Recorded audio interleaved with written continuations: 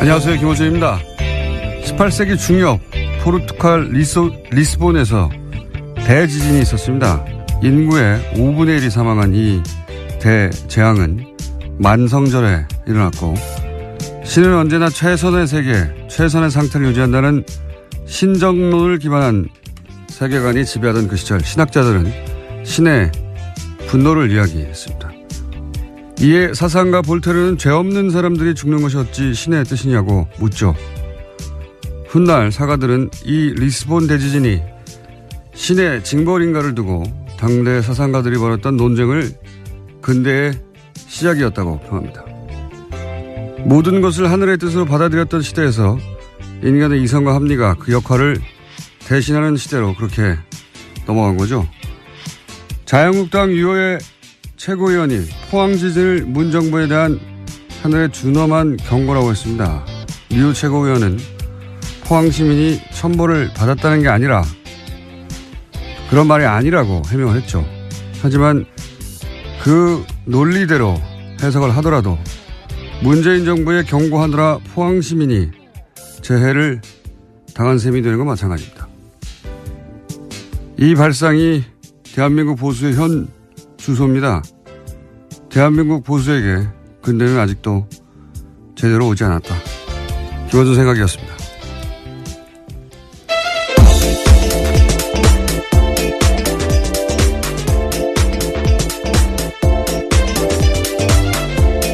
시사인의 김은지입니다. 자, 오늘도 달려볼까요? 네, 다스는 누구 겁니까? 관련된 소식을 가장 먼저 전해드리겠습니다. 요즘 이 뉴스가 여기저기서 자꾸 나오고 있어요. 예. 네, 이명박 전 대통령의 아들 이시영 씨가 다스 핵심 납품업체 한 곳을 또 인수했다라고 어제 JTBC가 보도했는데요. DMI라는 곳입니다. 이 DMI는 다스 납품업체에 있는데 자동차 시트 뼈대를 만드는 곳입니다. 다스 핵심 관계자의 말에 따르면요. DMI 등은 리틀 다스로 불린다라는 건데요. 또 이 DMI는 설립 이후에 흑자 경영을 해오다가 지난해 갑자기 14억 원의 적자를 기록했습니다. 그러면서 매입 가격을 낮추기 위해서 회사를 어렵게 만든 게 아니냐라는 의혹이 나오고 있다고 합니다.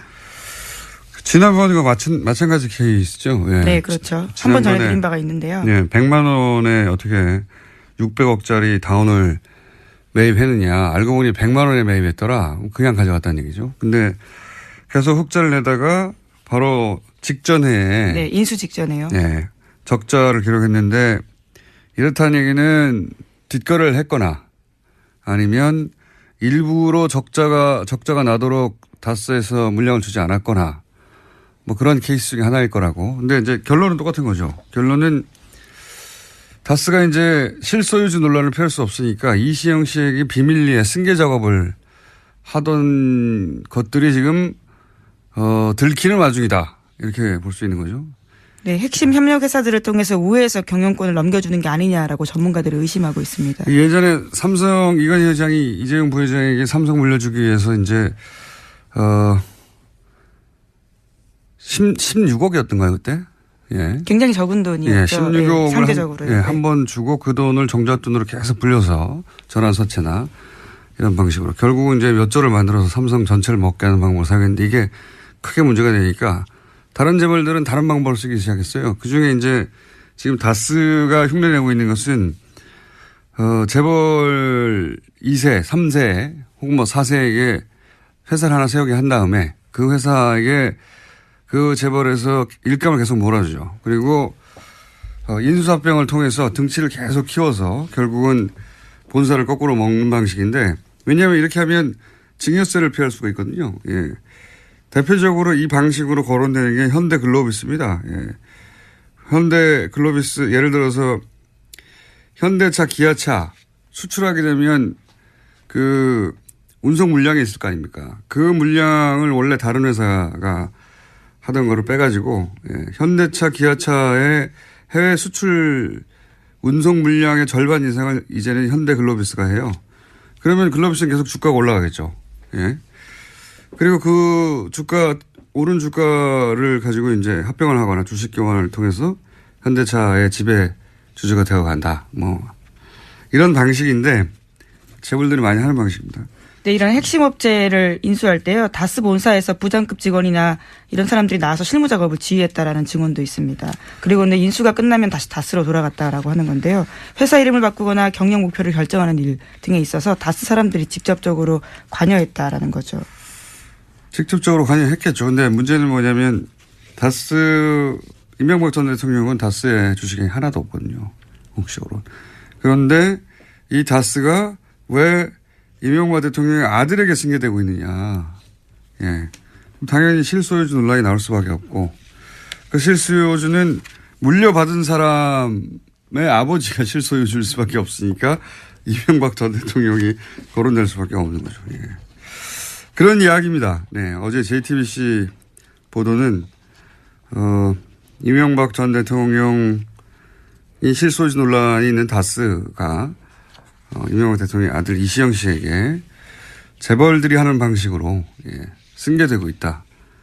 그리고 그 승계 방식의 장점 중에 하나는 비밀리에 할 수도 있고. 지금 다 들켰습니다. 네, 지금 다 모조리 들켜가. 비밀리라고 하긴요. 비밀리에 상장을 하기 전에 이렇게 해서 나중에 상장을 하려고 했던 것 같아요. 예. 그런데 이제 그러면 상장하기 전에 비상장 회사에서 이런 일이 벌어지는 건 잘 알아내기 힘들거든요. 이 모든 건 사실은 140억 때문이에요. 이 140억을 포기했으면 이렇게까지 오기 힘들었습니다. 140억을 계속 파다 보니까 결국은 여기까지 나오게 된 겁니다. 네. 몇 년 전에 이 140억을 포기하지 못한 아버지의 끝없는 돈에 대한 욕망이 결국은 파국을 부를 것이다. 5년, 6년 전에 그런 말을 한 적이 있는데 글로 가고 있습니다. 자, 그런 뉴스고요. 두 번째 뉴스는 뭡니까? 네, 국정원 특수활동비 관련된 소식도 계속 전해드리고 있습니다. 검찰이 어제 관련된 혐의로요. 최경환 자유한국당 의원의 집과 사무실 압수수색했는데요. 국정원 특수활동비 1억 원 받았다라는 혐의입니다. 하지만 최 의원은 계속해서 이를 부인하고 있는데요. 어제 관련된 중요한 증언이 나왔습니다. 이현수 전 국정원 기조실장이 자기가 직접 돈을 줬다라는 건데요. 그러니까 배달 사고의 가능성을 일축한 겁니다. 동시에 자신과 함께 다른 국정원 직원도 함께 돈을 줬다라고 했기 때문에요. 자신은 돈을 전달하는 게 임무였고 그걸 안 할 수가 없었다라면서 배달 사고 가능성은 있을 수 없는 일이다라고 JTBC를 통해서 밝혔습니다. 뭐 배달 사고라고밖에 할 수 있는 말이 없는데 배달 사고일 수 없다는 정황과 증언들이 이제 계속 나오는 거고 이렇게 되면 또 이제 정치 공작이 아니라 정치 보복이라고 하겠죠. 이 보수 진영에서 정치 보복이라고 계속 주장하는데 이 프레임이 안 먹히고 있는데 계속 얘기해요. 사실 정치 보복심이 있다 이거거든요. 근데 보복심이 있다 없다 따지는 건 아무 의미가 없는 게 개개인들이 보복심이 있을 수도 있고 없을 수도 있어요. 근데 누가 그 마음을 꺼내서 판별할 수가 있습니까? 그래서 예전에는 그럴 수 없기 때문에 마구 질렀거든요. 누구 심령 수사도 아니고. 근데 지금 이루어지는 수사가 공동체를 해친 중대한 범죄가 있느냐. 그런 행위들이 있으면 입보도 처벌하는 거고요. 네, 법과 절차를 따라서 하고 있는 거죠. 없으면 미워도 처벌할 수 없는 거고요. 네, 영장은 다 법원을 통해서 나오고 있습니다. 그걸 다 구분할 수 있게 된 것이 현재 시민의 수준이거든요. 그러니까 저는 최근에 이제 보수 정당들이 여기 대응할 때 끊임없이 정치보복, 보수 정당뿐만 아니죠. 조중동도 계속 정치보복을 되뇌이는데 이게 안 통한다는 걸 몰라요. 모르는 것 같아요. 그게 이제 보수 정권 한 10여 년 하는 동안 지상파들도 자기 입맛대로 장악을 해서 본인들이 원하는 논리만 주류 미디어에 계속 등장하니까 자기들 프레임에 자기들이 속아 넘어간 거예요. 그 10년 동안 일반 시민들은 사실은 굉장히 다변화된 미디어 플랫폼으로 스스로 뉴스 찾아보고 스스로 뉴스를 전파하고 그렇게 진화를 했는데 이 한 10여 년간 자기들을 보호할 거라고 생각하고 그렇게 장악하게 된 미디어 거기에 둘러싸여서 진화의 시간을 보수가 놓친 겁니다. 그러다 보니까 보수 정당에서 이럴 경우에 검찰도 계속 때리잖아요. 끊임없이 때리거든요. 그러니까 근데 지금 검찰은 청와대가 컨트롤해서 하명 수사하고 이런 게 아니란 말이죠. 지금 보면 여든 야든 민정수석도 잡잖아요. 국정원이든 검찰이든 걸리면 걸린 대로 다 족족 수사해버리겠다. 네, 정무수석. 정무수석이죠. 예. 민정수석. 민정수석은 예, 어제 국회에 왔습니다. 예. 그렇군요. 예. 조국 민정수석, 정무수석, 네, 전명환 정무수석. 그러니까 이 10년간을 보수 정권을 겪으면서 검찰이 깨달은 거예요. 그러니까 문재인 정부를 맞이하면서 검찰이 깨달은 바, 이거 검찰의 방식인 거죠. 여기서는 여든 야든 국정이든 검찰이든 무슨 청와대든 족족 다 수사해버리겠다. 근데 이제 과거에 하던 방식으로 정권의 부담이 되라고 조중동을 통해서 혹은 뭐 검찰의 부담을 느끼라고 계속 정치보복이라고 하는데 정치보복 하명수사 막 검찰도 공격하고 그런 얘기를 한다고 청와대가 부담을 느끼지도 않고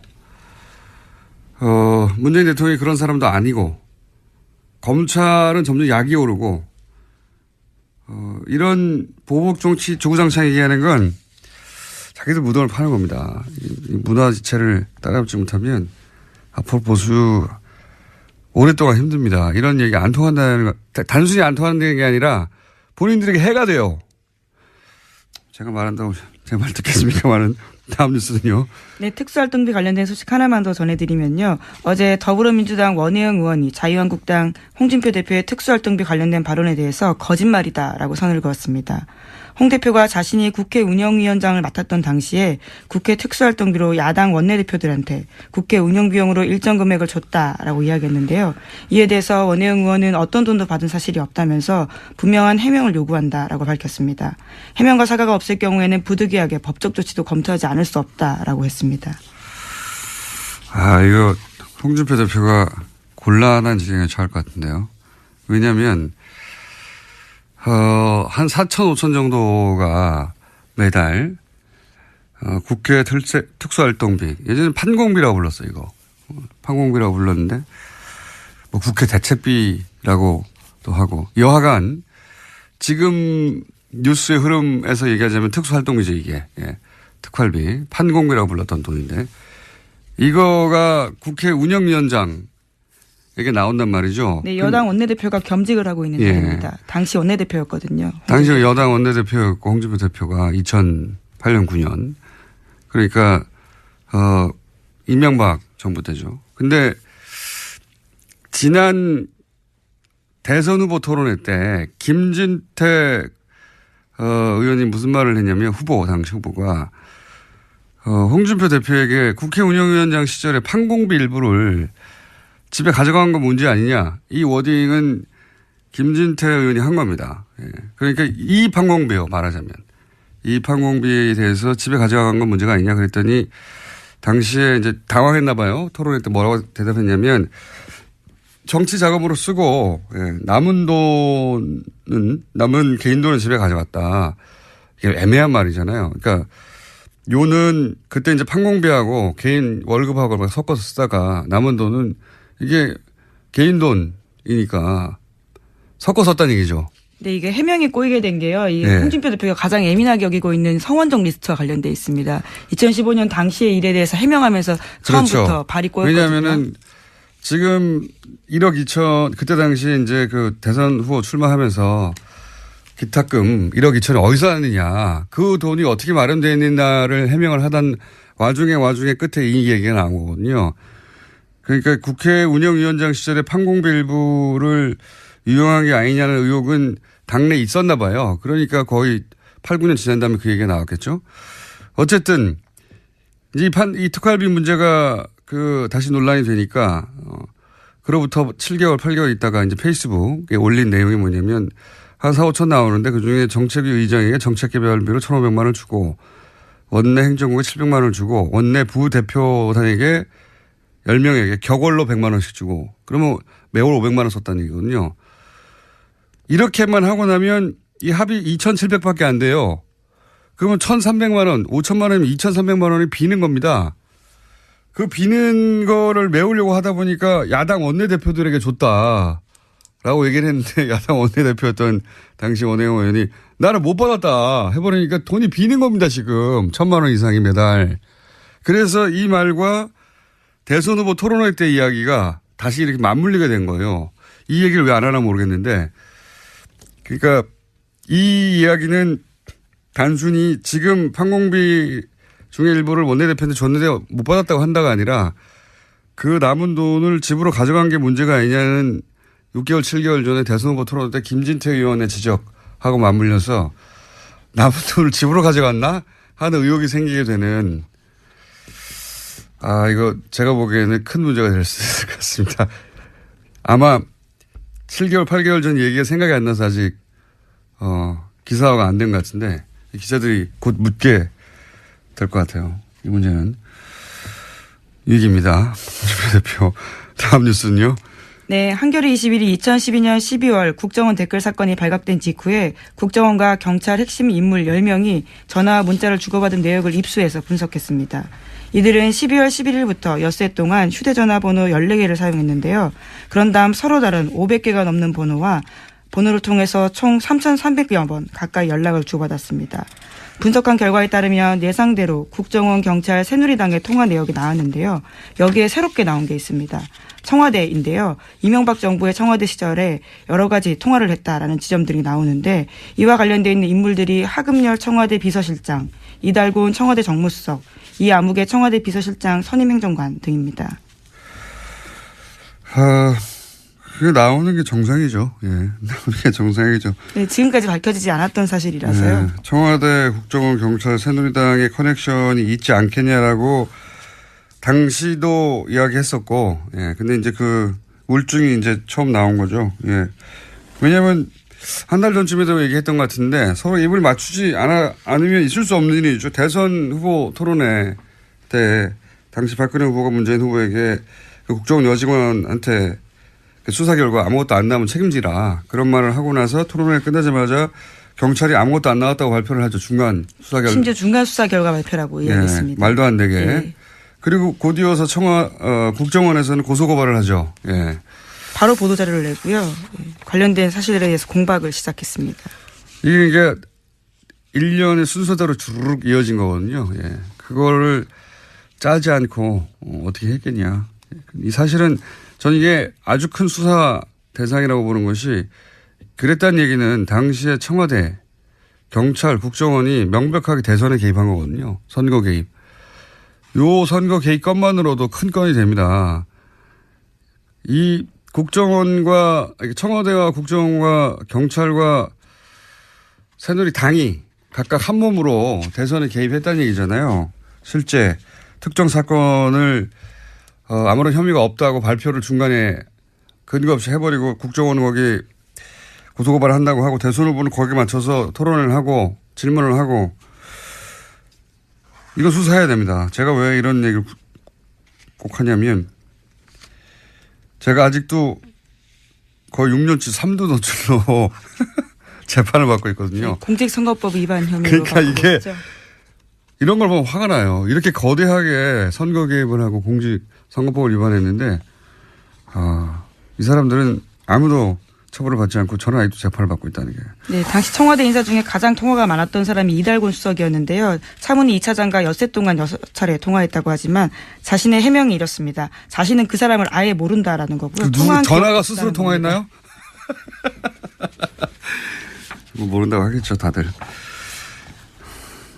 네. 자, 이거 수사해야 한다. 저는 강력하게 주장하는 바고요. 네, 재수사를 해야 된다는 말씀이신 거죠. 이미 한 번 수사를 해서 관련된 내용들을 경찰청, 서울경찰청 쪽 사람들은 뭐 혐의를 턴 적이 있거든요. 네, 공소시효도 끝나서 예. 사실 제가 주장한다고 될 일은 아닌데 저는 아직도 수사 재판 받고 있어서 이거하고 비교할 수도 없는 일인데 자, 그건 그렇고 시간이 거의 다 돼가지고 너무 길게 얘기했네요.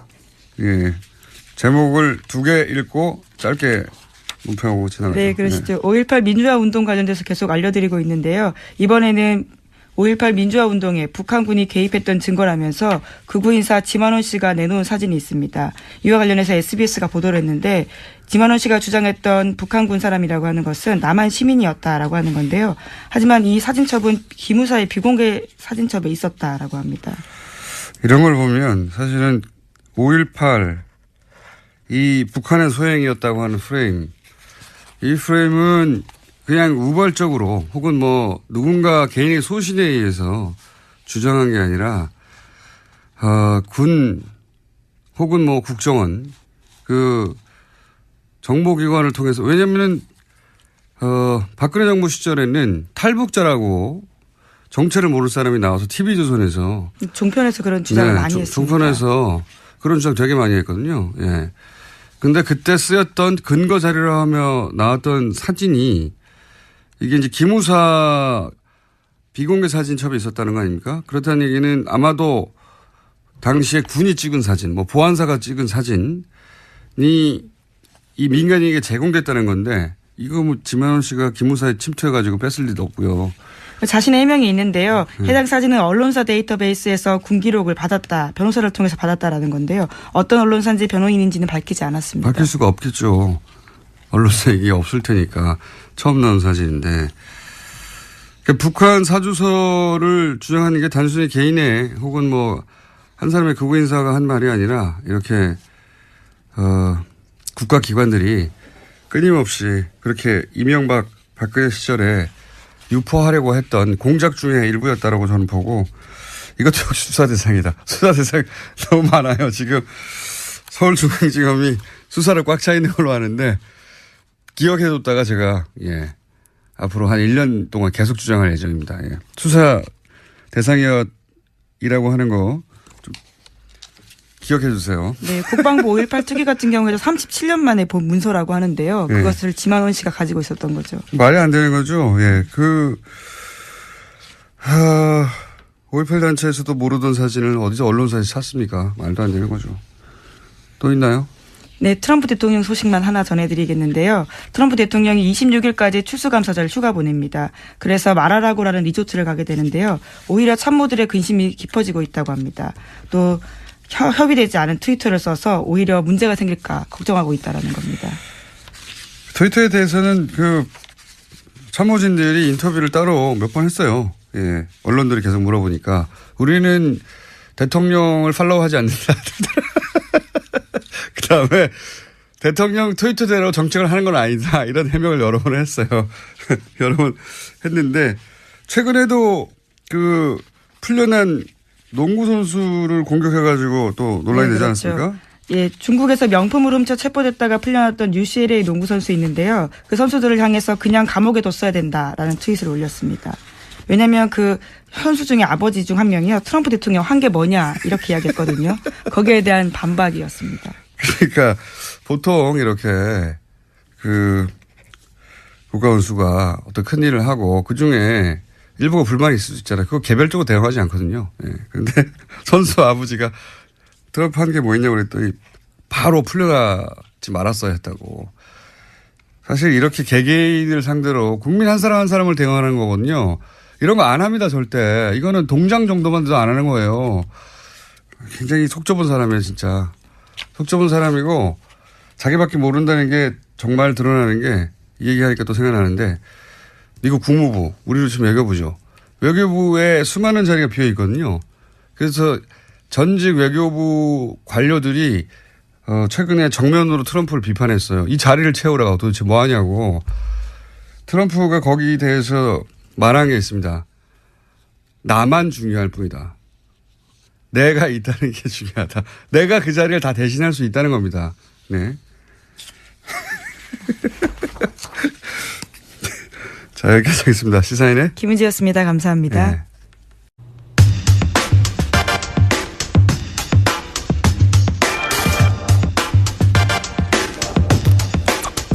국군 사이버사령부에 댓글 공작을 내부 고발하신 분이죠. 지난주에 이어 다시 한번 모십니다.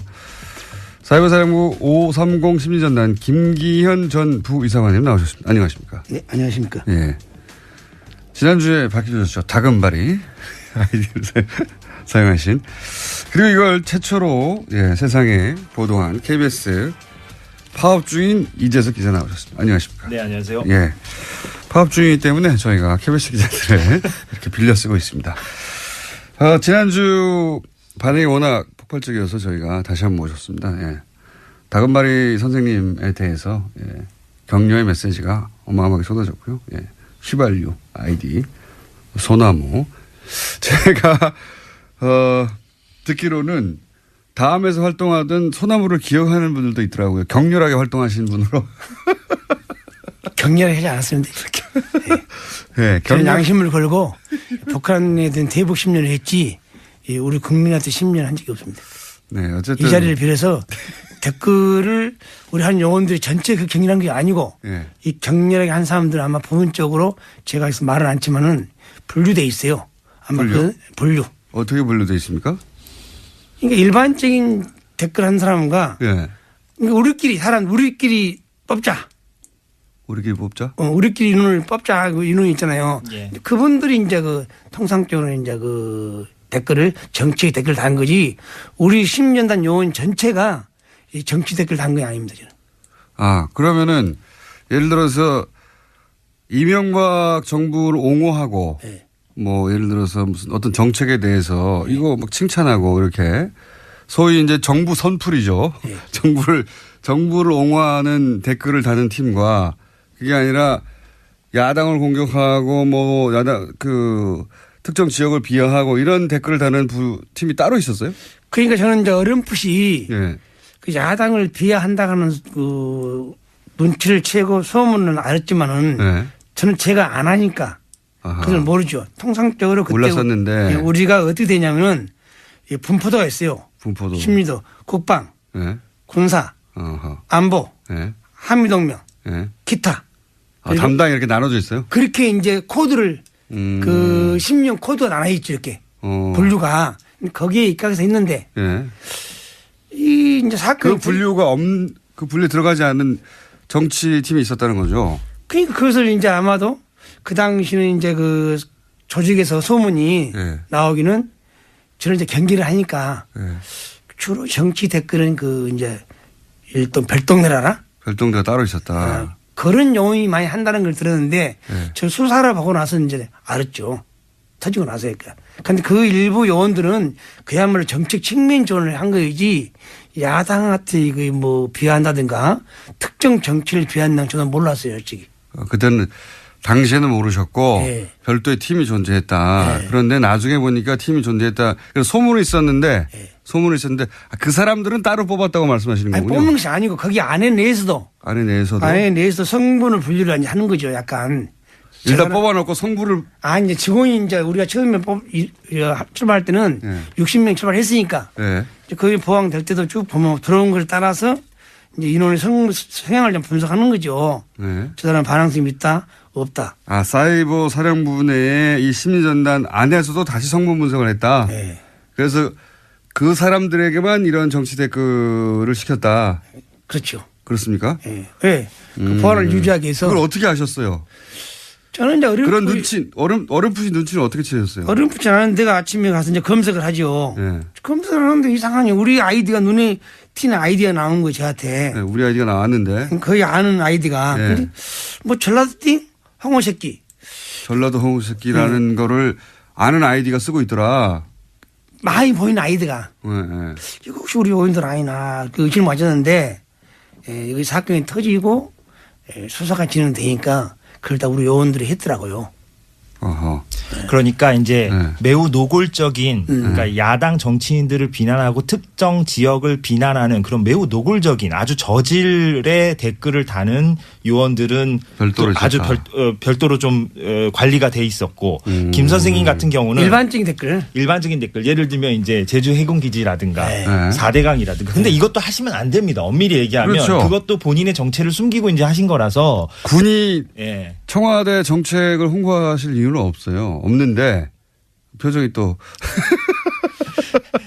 저는 그래서 김 선생님도 이제 저한테 이제 고백하시기로는 네. 본인도 이제 그 책임에서 자유로울 수 없다라고 이제 말씀을 하신 건데 그러나 다만 이제 분명히 해둘 것은 좀 구분이 좀 필요하고 또 김 선생님 같은 경우는 이제 아주 이제 논리적으로 이제 그런 어떤 국방부의 어떤 논리라든가 군의 논리를 이제 그 작업을 그러니까 하신 거예요. 최초에도 정책 측면이라 했지만은 군사, 예. 국방, 예. 한미 군사 동맹 예. 그런 내용만 정책 측면을 하는 거지. 예. 우리가 4대강 뭐 4대강이나 뭐 예교나 그런 정책 측면은 본래는 내용이 없었어요. 원래는 안 했는데 없는데 점점점 그런 게 그것이 들어왔으니까 보니까 점점 태색에 간 것을 이유를 보니까 계속 저쪽에서 불러요. 저쪽이라 하면 청와대요? BH에서. 청와대. PH 부르면 사람들이 왔다 갔다 해요. 예. 아마 거기서 비공식적으로 점점. 오다를 받아갔지 않았느냐. 맨 처음 출발할 때는 군과 관련된 군 정책 관련된 트윗만 댓글만 달았는데. 그렇죠. 제가 그 보를 쓰니까 팩트가 나오면요. 예. 국방, 예. 군사, 안보, 예. 거기다가 한미 군사 동명. 요 영역만 하다가. 네, 하다가 점점 일반 정책까지 넘어가기 시작했다. 네. 근데 그게 청와대를 왔다 갔다 하면서 점점 그렇게 변한 것이다. 저는 그것을 몰랐죠. 예. 보고서를 내가 그렇게 쓰니까. 예. 근데 그것이 내용을 사후에 밝혀진 걸 봐가지고는 이런 것도 했구나. 그걸 느꼈고. 그러니까 다른 사람들이 어떤 댓글을 다는지는 정확하게는 몰랐군요, 서로는. 네. 그리고 네. 나한테 모 사령관이 네. 정치인들을 비하하는 것을 안 했으면 좋겠다고 그러더라고요. 정치인들을 비하는 하지 말라고. 큰일 난다고. 네. 그래서 그런 말씀을 했는데 왜 이 사건이 터졌는 가는 이해를 못 하겠어요, 지금도. 일부, 그러니까 아주 내밀하게 진행되는 거군요. 그러니까 사령관도 모르게 네. 일부 저쪽과 라인을 꽂아서 했지 않냐 그런 의심이 가더라고요. 저희 사령관님께서 진짜 나한테 그러더라고요. 나도 김 선생, 김광진 그런 정치인 안 했으면 좋겠어. 김광진. 네. 그리고 안 했으면 분명히 들었어요. 그렇게 안 했는데 이것이. 야당 국회의원 공격하고. 네. 안 했으면 좋겠다. 정치에 오래된 사항은 하지 말라는 걸 분명히 들었는데 네. 그것이 어떻게 진행되는 걸 모르겠어요. 그러면 그 일을 했던 사람들 나중에 알고 보니 요 사람을 했구나. 그런 사람들은 어떻게 선발된 거라고 보십니까? 아마 그 안에서 이제 선발된 인원은 네. 그냥 일반적으로 뽑습니다. 그러니까 제 말은 네. 그 일을 하는 사람만 따로 했다고 하셨잖아요. 그것이 아니고 네. 이거 뽑대 인원 선출해가 우리 인원인 조직원이 있는데 네. 거기서 이제 그 일가 업무 시간 이제 파트가 있죠. 저는 지원 업무, 네. 또 검색 업무, 네. 작전 업무, 미디어 업무가 있잖아요. 네. 그럼 통상적으로 작전 업무를 담당한 30명이가 했지 않나. 그 30명을 어떻게 선발했냐 이 말이에요. 제 말은.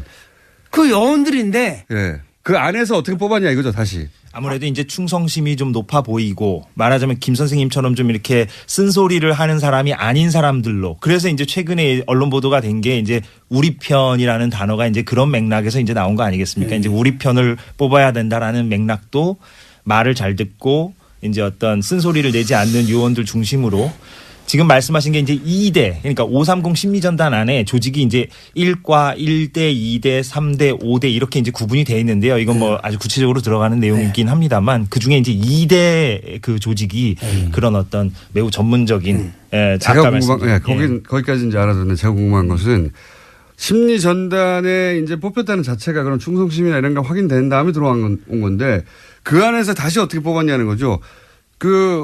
김 선생님 모르시는 거 보면 본인은 그런 시험을 본 적이 없는 거 아니에요? 그 안에 들어가는. 아니, 이제 조직을 모르니까 조직이 만약 100명이다. 네. 그럼 100명이 있으면은 심리를 수용하기 위해서 세부 내용도 있죠. 네. A, B, C, D인데 B 직원들. 네. B 직원들이 이제 거기 좀 많이 관여 있는 거지. 내가 왜 얘기하냐면 통상적으로 이 보고서 쓸 때는 네.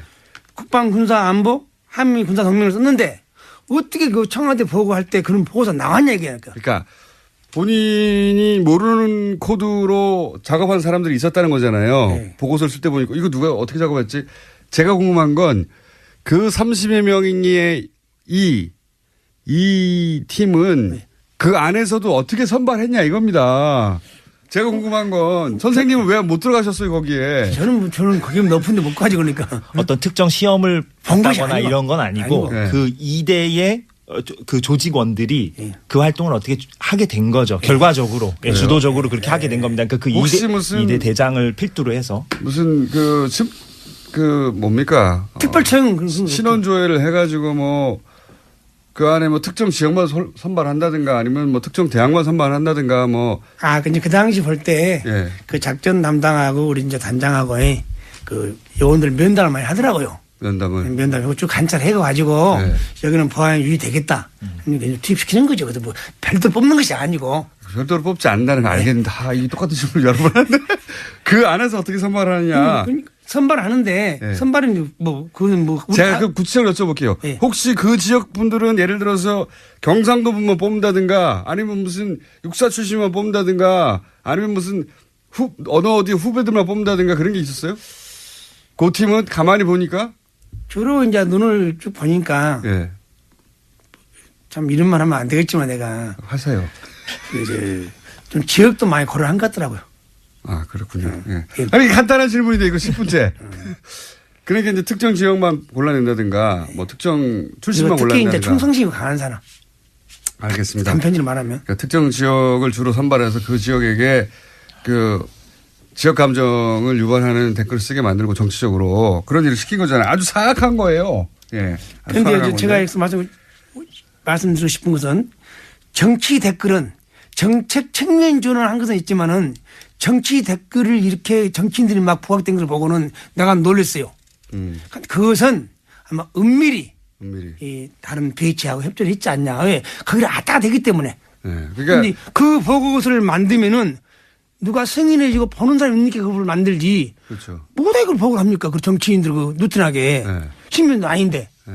그럼 그건 내가 봤을 때는 그 정황으로 봐서는 반드시 뭐 김강진이나 야당 의원들 폄하한 것은 오다를 받았고 했지 국방부 장관이나 그런 사람 오다한 건 없는 거 아닙니까? 그러니까 국방부 혹은 심리전단이 스스로 판단해서 정치 댓글을 단 게 아니라 정치 댓글은 본인의 경험상 틀림없이 청와대 오다에 의해서 실시했을 것이다. 그렇죠. 왜냐하면 네. 청와대를 왔다 갔다 하는 내용을 봤으니까. 알겠습니다. 지금이라도 그분들이 장관님을 무시하고 지휘체계를 무시하면서 PH를 다녔기 때문에 나는 PH에서 누가 불러서 거기를 갔다. 가서 무슨 회의를 했고 무슨 오다를 받아왔다. 그분들이 깨끗하게 양심선언을 좋겠으면 될까. 현 단계에서는. 그래야 우리 안보가 더 튼튼해지고 이걸로 혼란이 안 오죠. 예. 알겠습니다. 자, 지난주에 저희가 얘기하려다가 시간이 부족해서 못했던 것 중에 오늘 제가 질문 하나가 거의 10분을 까먹어가지고 그러니까 특정 지역 출신들을 골라가지고 특정 지역을 공격하게 만든 거잖아요. 그 얘기를 질문하고 싶었는데 힘들었습니다. 지난주에 이거 있지 않습니까? 김석중 씨. 네. 김석중 씨가 양심 선언을 하려고 했던 네, 그런 의지를 가지고 있었던 친구였는데 네. 그 김석중 씨가 교통사고로 사망을 했습니다. 네. 근데 교통사고로 사망한 것에 대해서 유가족들은 당연히 의혹을 제기합니다. 그죠? 예. 의혹을 제기하는데. 예, 뭐 결과적으로는 물론 가해자와 합의를 하긴 했습니다. 예. 네. 예. 근데 이제 지난 시간에 잠깐 말씀하셨지만 정황 자체는 중간에 전입을 온 분이고 이분이 네네. 전입을 와서 그런데 그 댓글 수사가 진행되는 동안 이분이 다른 곳으로 잠깐 교육 갔다 하죠. 예, 교육 갔다 오는 바람에 이분이 쓰던 컴퓨터를 그냥 두고 제 방에 방치해놓고 갔죠. 압수수색이 안 되는 바람에 그 안에 자료들이 들어 있었다. 네네. 그렇죠. 네. 그래서 나중에 봤더니 자료가 잔뜩 들어 있는데 그 자료 중에 이분이 보니까 자신이 작성하지 않은 청와대 문건이 그 안에서 나왔다는 거 아닙니까? 그렇죠? 그렇게 김 선생님에게 제가 얘기를 이제 했다. 예. 와서 나한테 하는 말이 이 CD를 가지고 와서 예. 저한테 형님이라고요. 형님, 내가 작성하는 보고서 이 안에 많습니다. 네. 무슨 보고야? 그랬더니 본인이 작성하지 않은 보고서가 많다. 네. 무슨 보고야? 청와대 보고한 용의가 많다고 그래요. 그 CD를 나한테 주더라고요. 네. 보고를 하라고. 네. 그냥 보고하지 않겠다. 가지고 가라. 그렇게 끝냈죠. 그리고 나서 이제 이분이 내부 고발자로 지목이 됐다면서요. 네. 네. 그래서 괴로워하고 그러다가 이분을 다른 곳으로 전출을 보냈다면서요. 그렇습니다. 네. 그러니까 내부 고발자를 받았지만은 네. 그 이전까지도 조금 행동이 좀 부실했어요. 업무가 좀 나태하고 그렇게 했는데 아마도 이제 그렇게 나태하다 보니까 제보자가 아니냐. 네. 그렇게 어명을 받아가면서 저는 대구 가서 죽는까지는 모릅니다. 네. 가기 전에 50일 동안 거기서 인간 이하 취급을 받았죠. 그 안에서. 예, 네. 대갑질 받았죠. 사병들하고 같이 가둬놓고 규정도 없는 거 혼자 있게 만들고 그래서 내가 몇 번 건의했죠. 저분도 한 인격체니 네. 일단 죄를 지었으면 네. 관련 규정과 절차에 따라서 징계를 합시다. 네. 그러나서 여기서 교육을 쉽게 쓰든가 네. 보내는 거 해야지 네. 저렇게 막무가내 가둬놓으면 인권을 가둬뒀어요? 무시하고 가둬놨죠. 가두는 게 아니라 좀 심한 말이지만은 그 병사들 같이 놔둔 거지. 간부인데. 아, 간부를 예. 병사들하고 따로 아니지. 하고 건물 출입구 옆에 안내 데스크에 예. 가둬놨어요? 예, 사병들하고 사실상 이제 가둬놨다는 표현은 좀 뭐 그럴 수 있겠습니다만, 예, 그러니까 거기에 이제 방치죠 한마디로, 그러니까 예, 그러니까 한마디로 위에서 속된 말로 좀 찍혀서, 예, 그래서 네. 구석에 처박아놨군요 한마디로 말해서. 네. 구석에 처박아놨는데 지금도 기분 나쁘게 내가 몇 번 갔어요. 네. 가서 이 상황은 빨리 해결하자. 그러니까 처벌하는 것도 아니고 그렇다고 다른 곳으로 보내는 것도 아니고. 그러면서 이제 협박하고 회유하고 겁박하면서 너가 이거 있을래? 너 대구로 갈래? 아니 다른 데로 갈래? 그런데 그분한테 다른 데로 전출 가는 그분한테 조심하라고 그러셨다면서요? 한번 와가지고 저한테 이제 너 가니 비 오는 날 가지 말고 비 오는 날. 술 먹지 말고 네. 그리고 밤에 가지 말아라. 왜 그렇게 말씀하셨어요? 특히 갓길 가지 말고. 갓길 가지 마라. 예. 왜 그렇게 말씀하셨어요? 제 직감으로 이제 말한 거지. 이제. 직감으로요? 예. 과거에 혹시 계속 이제 방첩 관련 일을 하셨으니까 첩보 일을 하셨으니까 과거에 혹시 이 죽음은 이상하다 그런 기억 때문에 그런 말씀하셨어요? 그런 것보다는 자기 안전을 위해서 내가 선별해서 충고해 준 거죠. 뜬금없이 전술 가는 사람한테 왜 갓길 다니지 말고 밤에 다니지 말고. 제가 또 양심선언으로 말하기 때문에 네. 그런 말을 돌았어요. 그럼 또 누가 암만 그 사람이 민주국가에도 암만 좋은 것도 반대파 있지 않습니까? 혹시 반대파가 해코지하지 않나 그래서 내가 주의를 줬죠. 그러니까 네. 그런 주의를 주신 이유가 있을 거 아닙니까? 혹시 그걸 은폐하는 세력들이 네. 자기를 합리화하기 위해서 네. 그걸 나가면 자기 합리 안 되잖아요. 입을 막기 위해서. 입을 막기 위해서 할 수도 있다. 그렇게 생각하셨어요? 최고의 가능성을 내가 열어놓고 말한 거죠. 그런 일을 보신 적 있으세요? 없죠. 그러니까. 없는데 왜 그런 말씀하셨어요? 어쨌든 그런 말씀을 하신 건 사실이에요. 사실이고 제가 그러니까. 예. 갓길 다니지 마라, 밤길 다니지 마라, 술 먹지 마라. 네. 그런데 이분이 실제로 술을 한잔 하셨다고 하는 그렇게 추정이 됩니다. 확인은 안 되고. 술을 마셨는지 안 마셨는지 확인이 안 되는데 술 마셨다고 이제 얘기하고 있는 거죠. 예.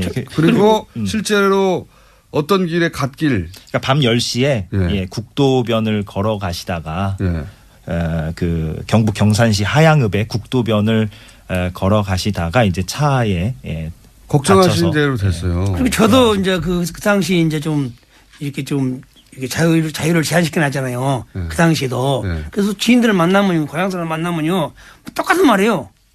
갓길 가지 마라. 거기 산에 혼자 가지 말라고요. 산에 혼자 가지 마라. 네. 뭐 아시는 게 있나 본데 과거에 의심 가는 사건들이. 아니 전혀 없습니다. 근데 이 사건 자체를 좀 취재를 해보면 네. 지금 말씀하신 대로 국도변에서 지금 경찰 얘기로는 근데 이제 경찰도 아는 게 별로 없는 게 헌병대가 수사를 담당해가지고 그죠? 그러니까 사건 다음 날에 이제 군무원이 숨진 사건이니까 헌병대가 현장에 와서 현장 조사를 하고 그랬죠. 그래서 이제 사실상 이제 인계가 된 거죠. 헌병대 쪽으로. 예, 경찰이 이제 당일날은 사건 당일날은 이제 당연히 신고 접수를 하고 그렇게 하긴 했습니다만 헌병대가 인계를 했는데 하양에서 대구 방향 국도 편도 2차선에서 편도 2차선입니다. 편도 2차선에서 지금 가해자의 진술에 의하면 길 한가운데를 걷고 있었다는 거죠. 그렇죠. 그러니까 좀 이렇게 옆으로 이렇게 좀 밀착해서 걷는 게 아니라 그러니까 지금은 인도가 있는데 그 해당 국도에 근데 그때 당시에 인도 자체가 없었던 길이었습니다. 그때 2014년 사고가 났을 당시에는 그래서 인도가 없는 국도를 이제 걷다 보면 보통 이제 잘 안 걷는 길이죠. 당연히 사람들이 잘 안 걷는 그런 국도였는데 거기를 이제 걷다가 이제 그 사고 차량이 이제 사고를. 근데 이제 이것도 다 그 가해 차량의 운전자 진술에 근거한 것이고. 물론 그렇습니다. 그 국도 한가운데를 이분이 왜냐하면 그 인근에 이제 사람들 얘기를 들어보면 거기는 사람이 걷는 길이 아니다. 인도가 없는 길이니까. 그래서 인도가 아예 없기 때문에 그렇다면 도로 한가운데로 걸었다는 얘기가 되는 거거든요. 도로 한가운데로 걸어가다가 차에 받쳐 사망했다라고 얘기하는 중입니다.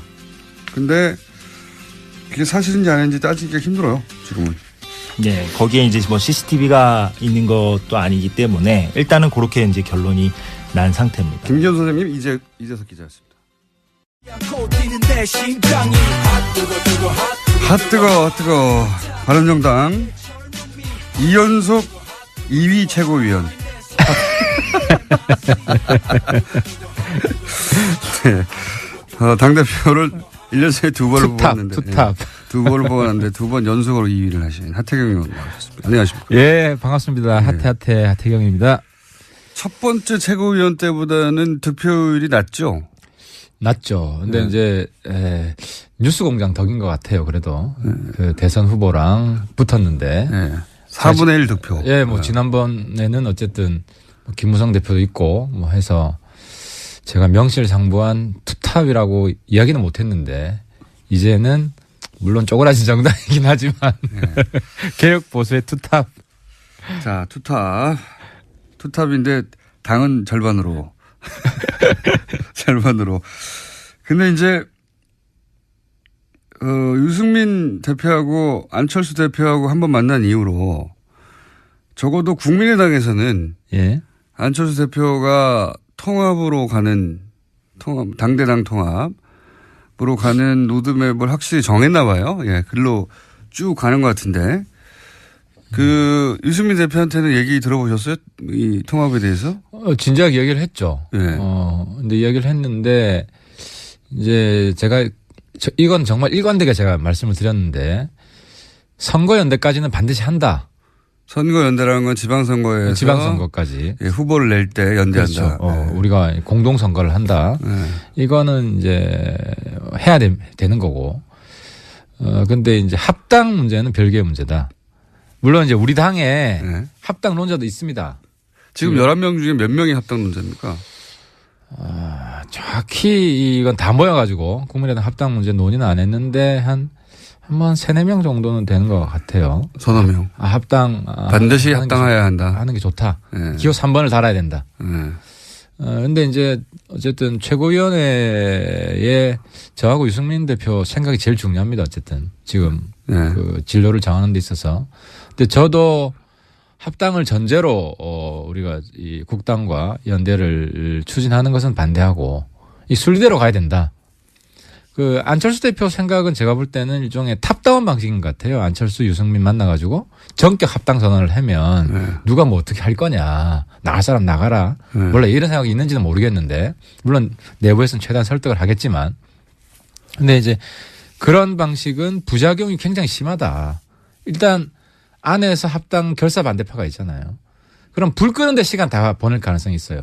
불을 안 끄려고 그러는 것 같은데요, 제가 보기엔. 근데 이게 그 박지원 전 대표나 이 정치 고단수이기 때문에 이 호남 민심을 들었다 놨다 할 수 있는 분들이거든요.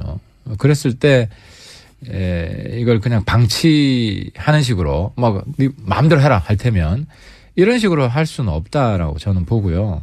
근데 그래서 어쨌든 파트너가 있는 거잖아요. 우리가 전격 합당 선언 이런 거 안 해준다.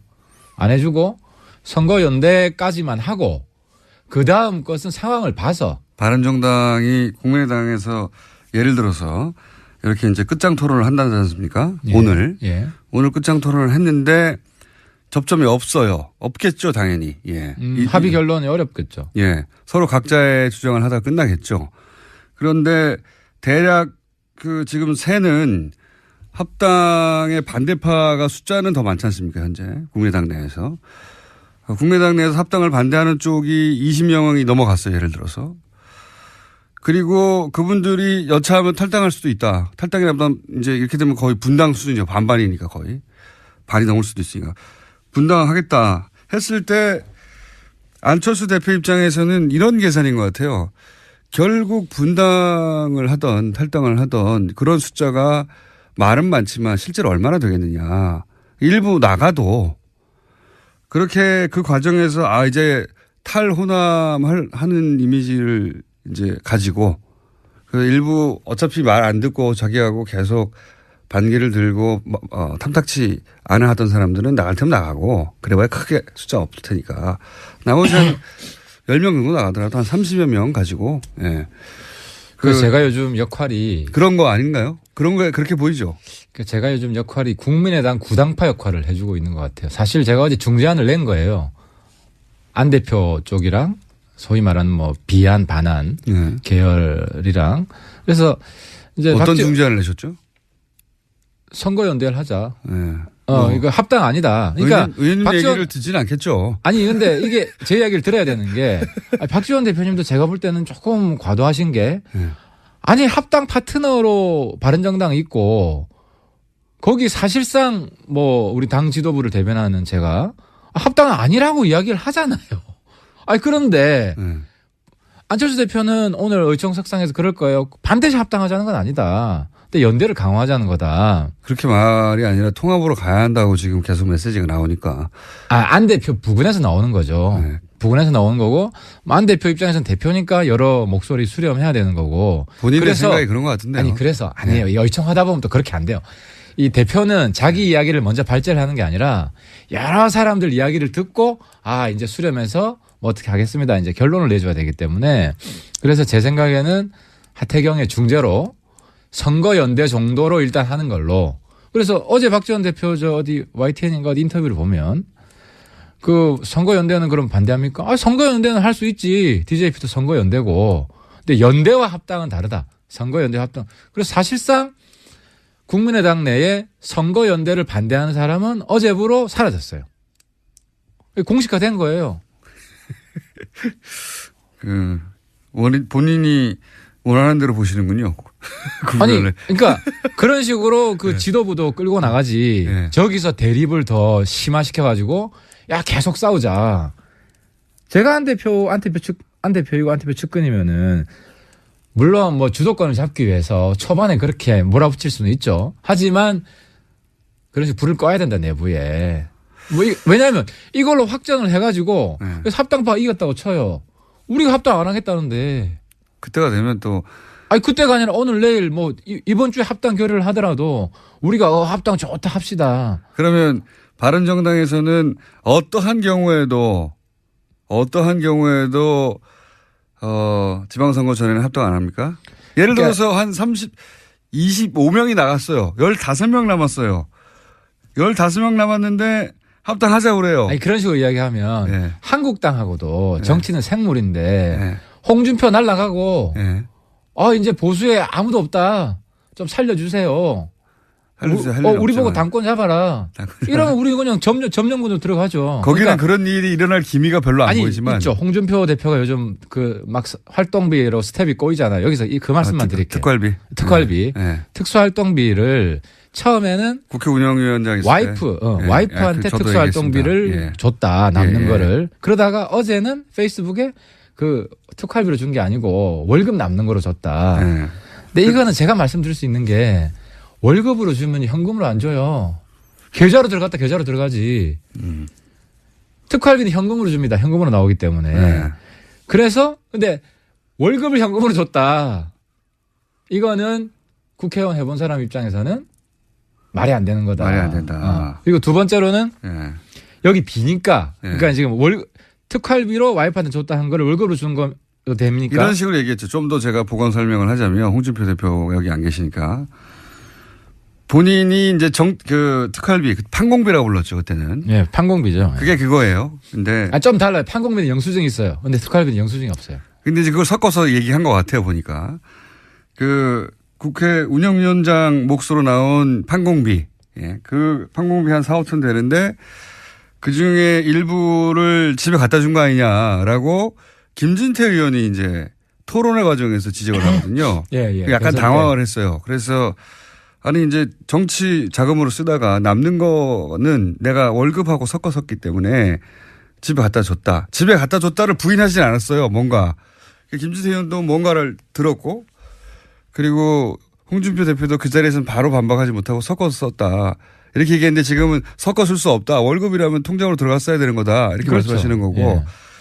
그리고 또 하나는 이제 나머지 비니까 아무리 이제 계산을 해도 야당 원내대표 한테 줬다고 했더니 야당 원내대표 당시 했던 원혜영 대표 난 받은 적이 없다. 의원이.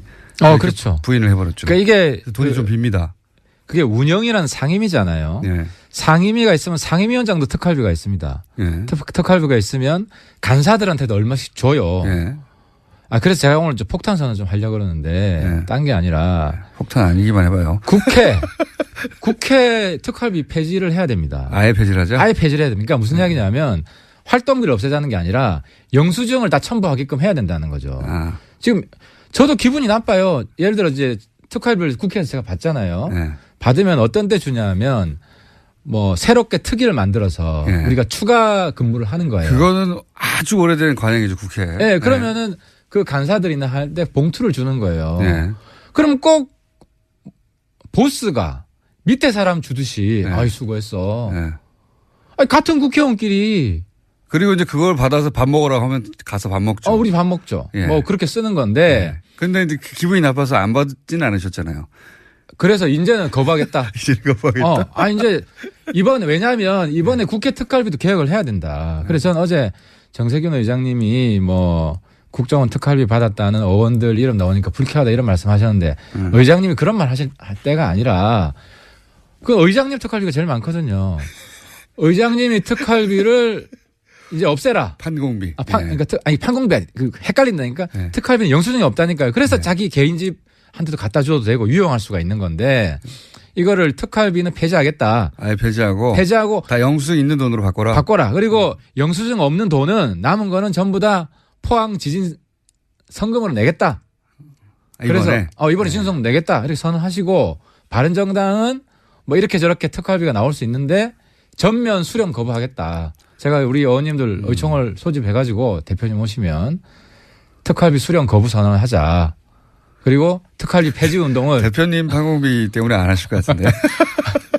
우리 대표님도 이제 특활비 안 받겠다. 네. 선언을 하시자고요. 당연히 적으니까 그럴 수 있죠. 조금만 그걸 떠나서. 아니 근데 이게 저도 이 특활비는 말이 안 된다고 생각하는데 굉장히 오래된 관행이더라고요. 국회가 존재해왔던 이래로 항상 액수의 차이는 있어 왔던. 근데 과거에는 그랬을 것 같아요. 요즘은 특활비로 저도 뭐 한노위 간사도 하고 뭐 최순실 청문회 때도 위원장 되면 위원장한테 나오고 간사 되면 간사한테 나오고. 그렇죠. 그러니까 일종의 추가 노동수당이에요. 뭐 그런 개념은. 예. 그러니까 이거는 예전에 설날 우리가 이제 떡값이라며 줬던 기업에서도 줬던. 근데 그게 꼭 그 보너스로 들어가지 않는 그런 떡값처럼 수고했어의 개념으로 돈 현금을 준 거거든요. 이게. 현금을 주는 거죠. 그러니까 계좌를 넣어줘도 되고 추가 근무수당이라고 월급 명세서에 이번에 뭐 새로운 특위 새로운 걸 했으니까 얼마 들어가고 이런 식으로 하면 되거든요. 근데 마치 상하관계인 것처럼 국회도 그렇게 움직이고 있다는 거예요. 알겠습니다. 그런 특활비 문제 때문에 홍준표 대표가 위험할 수 있다. 그렇죠. 그래서 비는 특활비 그러면은 월급 줬으면 그 특활비는 어디 줬냐 하니까 야당 원내대표 당시 줬다고 하니까 내가 안 받았다. 그래서 1,000만 원 이상이 빕니다. 사실은. 꽤 많이 비어요.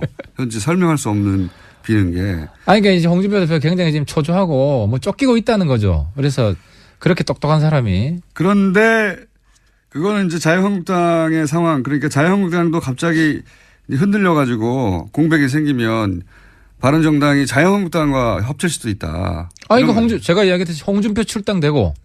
그죠? 친박도 다 날아가고. 친박은 뭐 자연스럽게 적폐청산 해주고 있고. 홍준표 대표가 흔들리면 친박이 잡겠죠. 그건 아니죠. 지금 최경환 서청원은 뭐 그럴 상황은 아니고. 그러니까 이제 여러 가지 정치가 생물이라는 게 여러 가지 상황이 발생할 수 있고 거기서 정말 보수 리더가 없다. 우리 유승민 비대위 비대위 맡아서 정권을 행사해라. 절대 그런 일은 안 일어날 거라고 봅니다. 그러니까 이런 상황이 발생하면 우리는 한국당 비대위로 들어갈 수 있다는 거예요. 거기는 그 가능성이 매우 제로일 매우 낮지. 제로일 수능하는데. 근데 홍준표가 날아갈 가능성은 전 낮지 않다고 봅니다. 여러 가지 대법원. 홍준표 대표가 혹여 그런 일이 벌어지더라도 바른정당 들어와서 비대위를 니네가 해라. 이건 뭐 본인이 먼저 날아가는데 그때는 본인의 목소리. 그런 일은 안 벌어질 거라고 근데 봅니다. 제가 지금 말씀드리고 싶은 것은. 근데 국민의당은 지금 사실 끝장 토론이라고 할 만큼 세력도 크고 큰 세력 둘이 부딪혔고 한쪽에서는 뭐 탈당이니 분당이니 심리적 분당이니 이런 얘기가 이미 나온 상태잖아요. 그러니까 아무튼 한쪽이 이렇게 나갔어요. 만약에. 그러면 20명 이상이 나갔다. 예. 먼저 나갔으면은 그러면은 남은 사람들끼리는 편하죠, 이야기가. 근데 문제는 뭐냐면 제 말이 그겁니다. 그런 걸 그리는 게 아닌가. 그게 아니라는 거예요. 안철수 대표는 바른정당은 제가 아니더라도 볼 때는 예. 우리랑 비슷한 문제인데 예. 바른정당과 국민의당 둘 다 양당 환원론자가 있는 거예요. 예. 그냥 뭐 소선거구제고 하니까 뭐 이쪽 한국당으로 모여라. 예. 그러니까 박지원 대표도 보면 한국당 제발 좀 가줘. 우리 민주당 가고 싶어. 이게 실제 본마음이 아니냐. 물론 박지원 대표는 100% 그러진 않을 거예요. 근데 다른 몇 분들은 민주당으로 가고 싶은 명분을 자꾸 그러니까 예를 들어 오늘 제가 우리는 바로 합당하겠다라고 하면은 안철수, 하태경, 유승민 간의 합당 모종의 음모가 진행되고 있다. 우리는 이걸 막기 위해서 이제 탈당해가지고 이제 새로운 민주 세력을 그죠? 호남 정통 민주 세력을 우리가 뭐 구출하겠다. 이런 명분을 자꾸 찾으려고 하는 것 같아요. 그래서 그 명분을 안 주려고. 안 주려고 하는 게 아니라 네. 박수 받지 않고 시너지가 없는데 왜 합니까? 안 그래도 쪼그라들었는데 우리는 더 쪼그라드는 이제 더 이상 우리 내려갈 데가 없어요. 자 그러면은 국민의당과 당대당 통합을 만약에 할 수 있다면 어떤 전제 조건이 있어야 되는 겁니까? 20명 이상 영원한 국민 20명 이상 탈당? 주민들이 박수 쳐주면은 우리 할 수 있어요. 영원한 국민 주민들이 박수 안 쳐줍니다 지금은. 아니 여론조사를 보면 호남 보더라도 호남의 지금 민주당 지지가 한 7, 80% 되죠. 그 정도 되겠죠. 뭐. 그죠. 그런데 바른정당 합당에 찬성하는 게 한 37, 8%. 반대하는 게 한 45% 되더라고요. 그거는 국민의당의 권리당원을 대상으로 하는 여론조사예요. 국민의당 권리당원은 한 50%가 바른정당 합당 찬성이고 민주당 합당이 한 10몇 %예요. 그러니까 호남의 여론이 그 바른정당에 대해서 그렇게 나쁘지 않아요. 이건 제가 체감하는데 한번 제가 KTX 타고 광주 내려갔는데 제가 잤거든요. 개의치 않는 거겠죠. 아니 제가 이야기가지고 잤는데 제가 이제 광주 내려간다고 하고 자니까 막 호남 분들이 깨워줘요. 내리라고.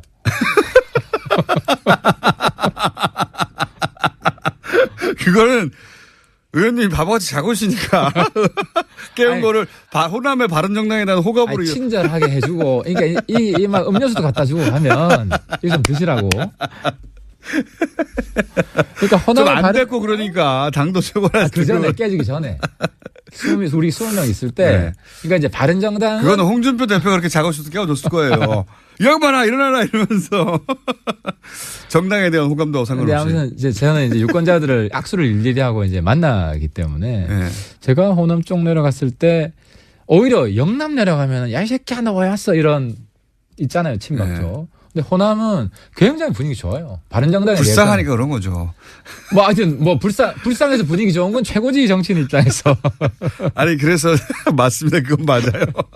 그건 맞는데 어떤 조건 하에서 통합이 될 수 있어요? 그게 이제 저는 그렇게 봅니다. 유승민하고 안철수 관계는 과거를 굳이 비유하자면 제가 어제는 DJP 왜냐하면 우리가 이제 선거연대를 바라기 때문에 DJP 선거연대에 비유했는데 근데 JP는 당시 정치 스펙트럼을 보면 지금 홍준표랑 가까워요. 가장 오른쪽이잖아요. 그리고 유승민하고 안철수는 YS라는 DJ. YSDJ가 서로 필요할 때 합당을 했다가 경쟁할 때 또 분당을 하고 이런 관계. 그러니까 지금 문재인 대통령 이후에 차기 대권을 보면 이제 민주당에 이제 몇 분이 계시고 민주당 이외에는 그나마 가장 앞서 있는 게 유승민, 안철수라고 보입니다. 제가 볼 때는 보이고 그래서 이 두 분은 어쨌든 대안이 없어요. 제가 볼 땐. 앞으로 대선까지는 큰 새로운 스타가 나오기 전에는. 바른정당에서는 유승민밖에 없고 국민의당에서는 안철수밖에 없다. 그렇죠. 한국당에는 나올 가능성이 별로 없다. 이렇게 봤을 때 굳이 4년 이상 남았는데요. 아니 굳이 명분 없이 합당 안 해도 개인 대선 후보로서의 이 인지도나 지지율이 사라지는 게 아니에요.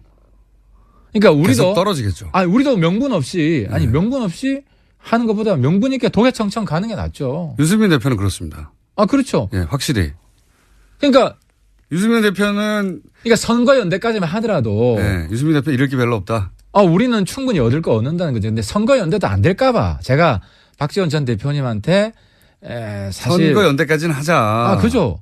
그건 필요한 거 아니냐. 민주당 안 갈 거면. 민주당이 후보 안 될 것도 아니고 선거연대까지는 하자는 거죠. 그리고 그 이후의 상황은 국민한테 맡기자는 거죠. 그러면 바른정당의 핵심 지도부의 본심은 선거연대까지만 가자 이겁니까 일단은? 그건 반드시 하자. 거기까지는 반드시 하자. 반드시 하자.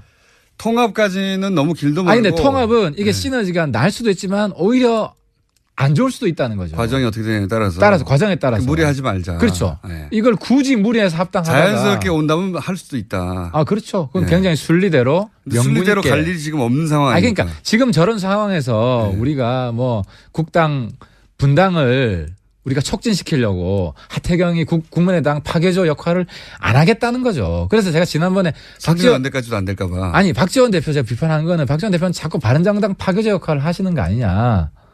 파괴조라기보다는 있는 그대로 얘기하는 거 아닙니까? 있는 것 안 그래요. 안 그래요? 네. 그러니까 저도 그렇게 악심을 품으면은 자꾸 뭐 안철수 합당 우리도 하겠다 뭐 이랬으면 하지. 오늘도 그런 이야기해서 국당의 분란을 조장할 수 있죠 하려면. 그래서 분란이 돼서 바른정당과 통합 반대하는 사람들은 나가버리고. 그렇죠. 그럼 뭐 자연스럽게 통합되니까 남아 있는 사람들끼리 그렇게 하고 싶은데 그렇게 해봐야. 아니 그렇게 해봐야 정치적으로 우리한테 득될 것도 없고 우리 바른정당의 새로운 개혁 보수 스타일도 아니고 그 완전히 옛날 공작 구태 이런 정치잖아요. 그 정도 영향이 없어서 그런 건 아니고요. 제가 한마디 하면 또 이 유승민 마음이다 이렇게 해가지고 또 막 하겠죠. 그러면 그냥 드라이하게 국민의당의 분당 가능성은 어떻게 보세요? 얼마나 보세요? 국민의당은 좀 다른 것 같아요. 우리는 다선 위주여가지고 우리 다선들이 한국당 가면 당협위원장을 꽤 차요. 그리고 그 경선을 하더라도 이깁니다. 근데 국민의당은 초선이 많죠. 초선 많죠. 호남 쪽은 27명인가. 이건 정말 내가 정치 실리를 가지고 말씀드린 건데. 그리고 비례가 많고요. 그죠. 그러니까 초선들은 가서 경선에서 거기 다선이 떨어진 다선한테 쉽지가 않아요. 그래서 박지원, 천정배, 정동영 이런 다선들은 그러니까 거기서 보면 안철수 대표한테 막 이렇게 반기를 내는 분들이 대체로 다선들이거든요. 왜냐하면 나는 나 혼자 가서라도 이길 수 있다 저쪽을. 그러니까 어떻게 되든 오히려 어떻게 보면 민주당으로 합쳐야지 더 안전하게 보장이 되는 지방선거도 자기가 장악할 수 있고. 그런 분들만 앞으로 나서고 있다. 뭐 그렇게 보입니다. 그래서 분당의 가능성은 높지 않다. 그렇죠. 그렇게 하면은 초재선들이 안 따라가죠. 초재선들은 안 움직일 것이다. 그렇죠. 저는 그렇게 생각합니다. 그러니까 통합을 반대하더라도 분당까지는 안 갈 것이다. 그렇죠. 우리가 합당을 안 한다는데 당장 합당 안 한다는 상태에서 안철수 대표가 합당하기 위해서 뭐 그분들 제명 이렇게 할 리도 없고. 자, 바른정당 두 번째 실력자 하태경 최고위원의 국민의당의 현재 상황에 대한 전망, 희망, 바람 같은 걸 들었습니다. 그러니까 이제 오늘 의총에서 제가 중재한 대로 선거연대로 일단 총의를 모으고 국민의당 바른정당 간의 선거연대 정치 협상을 바로 좀 들어갔으면 좋겠다. 왜냐하면 그래야 우리도 좋은 사람들 다 지금 전면에 내세우고 지방선거 전면전을. 그러면 예를 들어서 선거연대가 됐을 때 구체적으로 예를 들어봐 주세요. 서울시장은 예를 들어서 안철수 대표가 나가라. 그러면 경기도지사는 이 선거연대에 누가 나가겠다. 이런 식인 거죠? 그렇죠. 그거를 조합을 짜는 게 제일 중요하죠. 그래서 저는 서울시장은 안철수 대표도 될 수 있고 유승민 대표도 우리가 설득을 해서. 안철수 혹은 유승민 그리고 경기도지사는 예를 들면 남경필 또는 누구. 이런 그렇죠. 식으로. 그런 식으로 예를 들어서 뭐 그래서 제 바람대로는 서울시장 유승민, 국민의당 손학규 또 한 사람 나와서 뭐 세 사람 경선 붙이고 뭐 경기도지사 했는데 또 나가요? 뭐 나올 수 있죠. 우리 뭐 새로운 정치 세력의 미래를 위해서 나올 수 있다고 보고. 너무 막 갖다 붙이시는 희생을 하시는 거고. 부산에도 뭐 안철수 그리고 뭐 다른 사람들 해서 뭐 경선에서 흥행을 하고 뭐 그런 식으로 우리가. 너무 불시로 쓰시는 거 아니에요? 그러니까 굉장히 핫한 후보군을 우리가 그림을 그릴 수 있다. 본인이 지방선거에 나가실 생각은 없으시고요? 저는 일단 그림을 딱 그리고 저도 필요하면 저도 헌신할 생각이 있죠. 근데 지금은 중앙의 역할을 할 분이 필요하고 의원직을 유지한 채 나가시려고 그러는 거죠? 아니 하태하태는 어쨌든 중앙 정치를 좀 해야 된다는 게 대부분 제 주변 사람들의 어디 나가도 안 될 것 같으니까. 지방은. 자, 이것이 바른정당이 바라보는 현재 국민의당 사태에 대한 시각입니다. 오늘 여기까지 하고요. 다음 주면 이제 결론이 나 있을 테니까 만나든 얘기를 나눠보죠. 바른정당의 하태경 최고위원이었습니다. 감사합니다. 예, 감사합니다.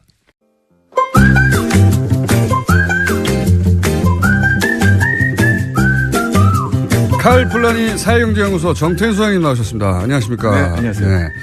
지난주에 저희가 남방정책, 신남방정책 이게 등장했는데 갑자기 이게 뭐냐 얘기하려고 하다가 시간이 없어서 신남방정책 중요한 거다. 노무현 정부 때도 남방정책을 추진하려고 했었는데 안 됐다. 구상이 있었다.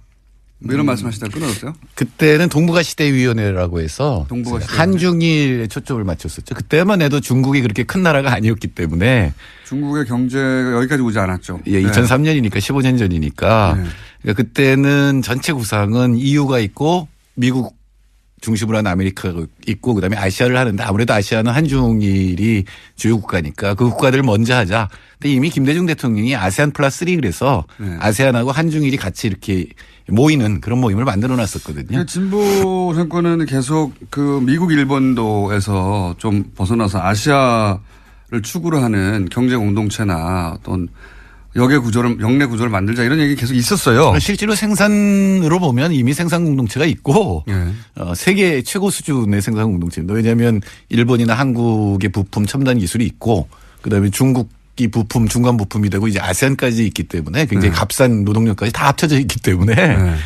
제조업으로서는 세계 1위이고 타의 추종을 불허하고 앞으로도 한 10년 이상은. 그런데 그런 경제 블록이 있긴 한데 실제 그 블록 안에 국가들끼리의 공동체 의식이나 우리가 같은 역내로 묶여 있다는 의식은 사실은 유럽하고는 비교할 수 없을 정도로 그게 얕잖아요. 제가 동북아 공동체를 EU를 모델로 추진을 했었는데 금방 깨달은 게 뭐냐면 그러니까 EU와 미국은 같이 소련이라는 적이 있었잖아요. 그래서 미국이 EU가 건설되는 걸 도와줬잖아요. 독일이 아직도 미국에 의지하는 것도 그런 이유죠. 지금은 근데 중국이 안에 있어요.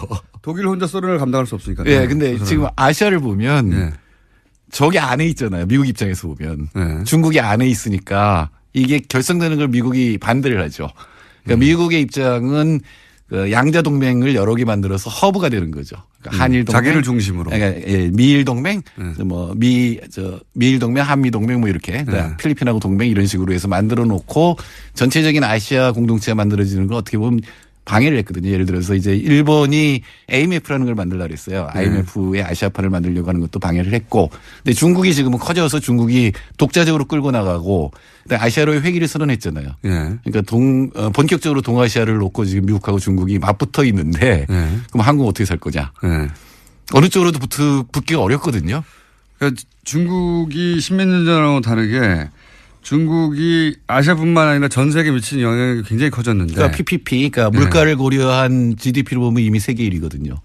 그런 중국이 이제 아시아 경제권을 묶어서 자기가 과거 미국이 그랬듯이 아시아 경제권은 중국 중심으로 재편하겠다. 그거를 미국이 계속 해방 넣어왔는데 그럼 한국은 어떻게 할 거냐 이런 얘기죠. 그렇죠. 그러니까 머들링 스루라고 해서 그럭저럭 사이를 가고 있는데 그거보다는 사실은 중국하고 미국을 빼면 다 똑같은 입장이잖아요. 그렇죠. 중국 편 들을 수도 없고 미국 편 들을 수도 없고.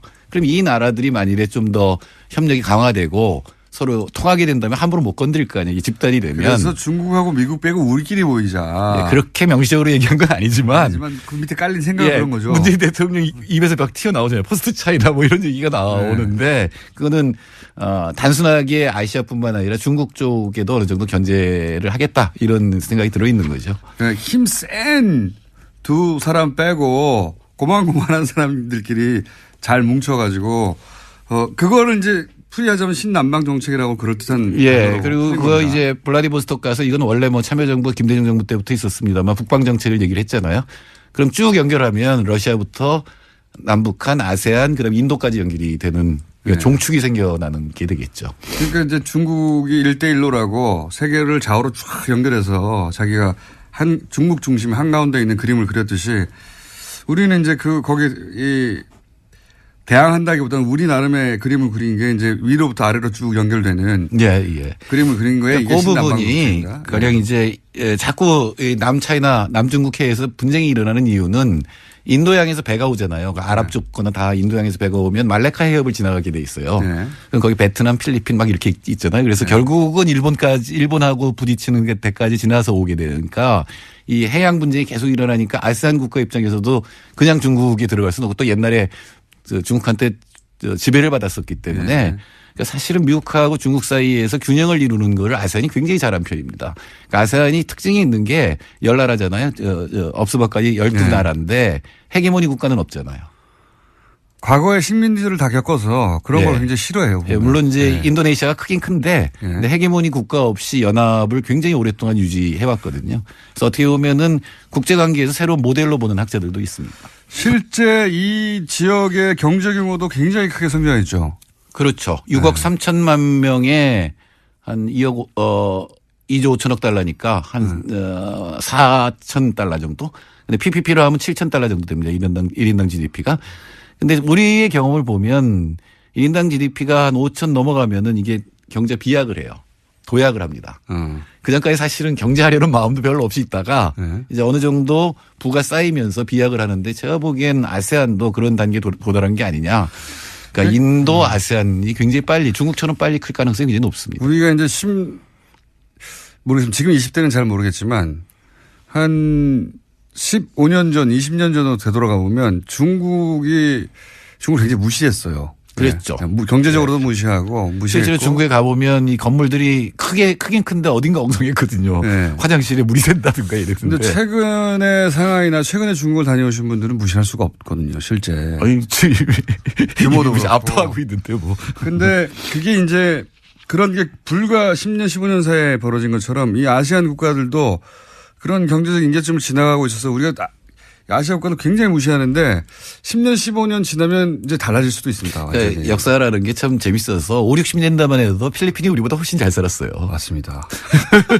그때는 아프리카가 우리보다 잘 살았어요. 예, 역전이 됐는데 다시 또 이 나라들도 다시 지금 깨어서 이제 올라오고 있기 때문에 서로 이렇게 교류를 하면서 서로의 안보나 경제 면에서 도움을 주고받는 이런 거를 만들자라고 하는 구상이죠. 동남아를 무시하고 동남아인들에 대해서 인종차별하고 무시하는 거 이제 하면 안 돼요. 그거는 그럼 망합니다, 우리나라. 인권 차원에서도 하면 안 되는 일이지만 이때까지는 윤리적 차원에서 접근이었다면 실제로 무섭게 성장하고 있다, 실제. 경제적으로 또는 안보 면에서 이 나라들을 무시하면 우리나라가 고립이 될 가능성이 높고 여태까지는 동남아를 생산기지로 봤잖아요. 그래서 그쪽 노동자들을 사실상 착취하는 기업들이 많았는데 이젠 그렇게 하면 안 됩니다. 진짜 대등한 입장에서 서로 교류를 해서 서로 지킨다.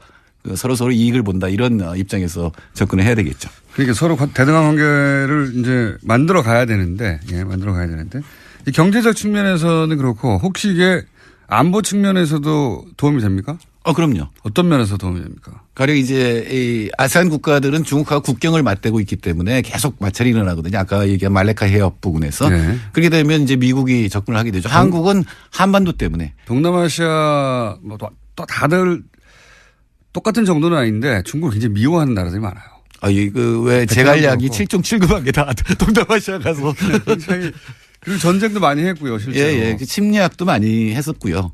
그러니까 두려워하는 면도 굉장히 많고 그리고 또 실제로 이제 말레카 해협을 둘러싼 분쟁이 있고 지금 중국이 굉장히 공격적으로 나오거든요. 그 해양에 대해서. 왜냐하면 이 선을 확보를 해야 되기 때문에 해로를 확보해야 되기 때문에. 근데 또 미국도 맞닥지 않거든요. 이 나라들 입장에서는. 근데 한국은 또 북핵 문제 때문에 이게 양쪽에 걸려 있거든요. 그래서 양자 사이에서 어느 정도 제 목소리를 내는 그런 집단을 만들면 옛날에 왜 제3세기라는 게 있었잖아요. 1955년에 반둥회의라는 게 있었습니다. 네, 그때 이제 모인 사람들이 저온 라이라든가 네루라든가 티토 뭐 이런 독립운동가들이 다 모여가지고 제3세계를 선언했고 그때부터 소련하고 미국이 함부로 못했거든요. 그러니까 이 나라들이 제 목소리를 내면서 국제적 위상이 올라갔던 것처럼 아시아에서도 미국도 아니고 중국도 아닌 그러나 양쪽에 끼이는 게 아니라 제 목소리를 내는 어떤 집단 이런 구상이 깔려 있다고 봐야 되겠죠. 그러면 구체적 정책 몇 가지 좀 소개해 봐 주세요. 지금 뭐 어떤 정책을 이 블록하고 하려고 하는 건지. 일단은 경제인데 네. 특별한 것은 인도네시아하고 전략적 동반자 관계를 선언했거든요. 특별 전략적 동반자 관계를 선언하고 군사 관계를 그러니까 방위산업 교류를 하는 거를 추진을 하고 있어요. 이거 분명히 뭐 우리나라도 방위산업이 상당한 수준에 올라가 있는 나라이기 때문에 교류를 할 수 있는데 사실 이 부분은 뭐냐면 안보의 의미가 굉장히 큰 거거든요. 단순하게 미국이나 중국에 의존하지 않는 어떤 무기 이런 것들이 있기 때문에 뚜렷하게 마치 우리가 미국하고 유럽 사이에 무기 구매를 경계시키듯이 중국하고 미국 사이의 경쟁 속에 우리가 들어갈 수도 있겠다. 이런 그럴 수도 있고요. 그리고 이건 여전히 환상입니다만 철도로 왜 시베리아 통해서 유럽까지 가는 길이 있잖아요. 그거 예전부터 저도 그리고 이제 1대1로 해서 1대라고 하는 거는 항구로 배로 해서 이제 인도양까지 쭉 갈 수가 있는 거고 그 부분이 평화롭게 지켜지면 사실 우리나라 물동량이 65%가 말레카이아물 거치거든요. 그 특히 원유 이런 거는 다 글로 오는 거기 때문에 그 부분도 굉장히 중요한 이권이 달려 있는 거죠. 방산 인프라를 구축한다.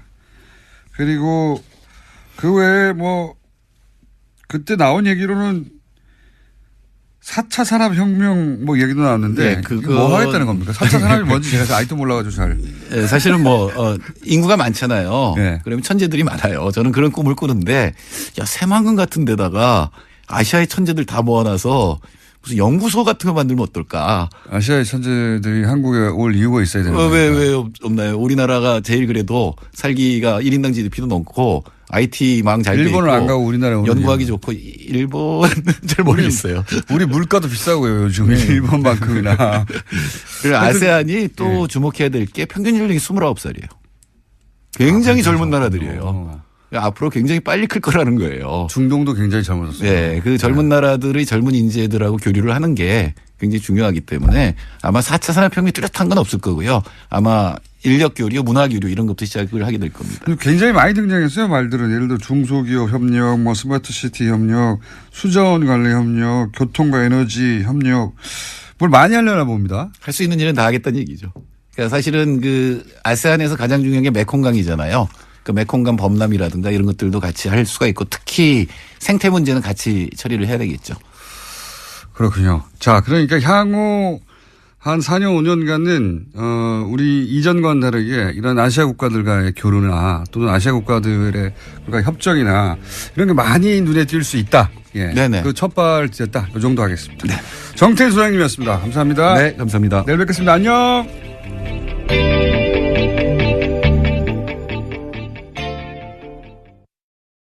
하고 이거 수사해야 됩니다. 제가 왜 이런 얘기를 꼭 하냐면 제가 아직도 거의 6년치 3도 노출로 재판을 받고 있거든요. 공직선거법 위반 혐의로 그러니까 이게 있죠. 이런 걸 보면 화가 나요. 이렇게 거대하게 선거 개입을 하고 공직선거법을 위반했는데 이 사람들은 아무도 처벌을 받지 않고 저는 아직도 재판을 받고 있다는 게. 네, 당시 청와대 인사 중에 가장 통화가 많았던 사람이 이달곤 수석이었는데요. 차문희 2차장과 엿새 동안 6차례 통화했다고 하지만 자신의 해명이 이렇습니다. 자신은 그 사람을 아예 모른다라는 거고요. 누구 전화가 스스로 통화했나요?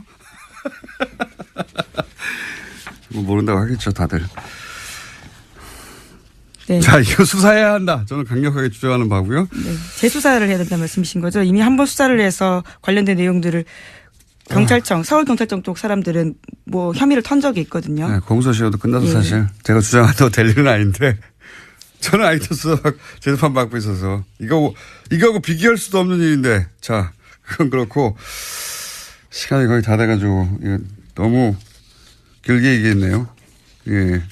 제목을 2개 읽고 짧게 논평하고 지나가죠. 네, 그러시죠. 5.18 민주화 운동 관련돼서 계속 알려드리고 있는데요. 이번에는 5.18 민주화 운동에 북한군이 개입했던 증거라면서 극우 인사 지만원 씨가 내놓은 사진이 있습니다. 이와 관련해서 SBS가 보도를 했는데 지만원 씨가 주장했던 북한군 사람이라고 하는 것은 남한 시민이었다라고 하는 건데요. 하지만 이 사진첩은 기무사의 비공개 사진첩에 있었다라고 합니다. 이런 걸 보면 사실은 5.18 이 북한의 소행이었다고 하는 프레임, 이 프레임은 그냥 우발적으로 혹은 뭐 누군가 개인의 소신에 의해서 주장한 게 아니라 군 혹은 뭐 국정원 그 정보기관을 통해서 왜냐면은 박근혜 정부 시절에는 탈북자라고 정체를 모를 사람이 나와서 TV조선에서 종편에서 그런 주장을 많이 했습니다. 종편에서 그런 주장 되게 많이 했거든요. 예. 근데 그때 쓰였던 근거 자료로 하며 나왔던 사진이 이게 이제 기무사 비공개 사진첩에 있었다는 거 아닙니까? 그렇다는 얘기는 아마도 당시에 군이 찍은 사진, 뭐 보안사가 찍은 사진이 이 민간인에게 제공됐다는 건데 이거 뭐 지만원 씨가 기무사에 침투해가지고 뺐을 리도 없고요. 자신의 해명이 있는데요. 해당 사진은 언론사 데이터베이스에서 군 기록을 받았다. 변호사를 통해서 받았다라는 건데요. 어떤 언론사인지 변호인인지는 밝히지 않았습니다. 밝힐 수가 없겠죠. 언론사 얘기가 없을 테니까 처음 나온 사진인데. 그러니까 북한 사주서를 주장하는 게 단순히 개인의 혹은 뭐 한 사람의 극우 인사가 한 말이 아니라 이렇게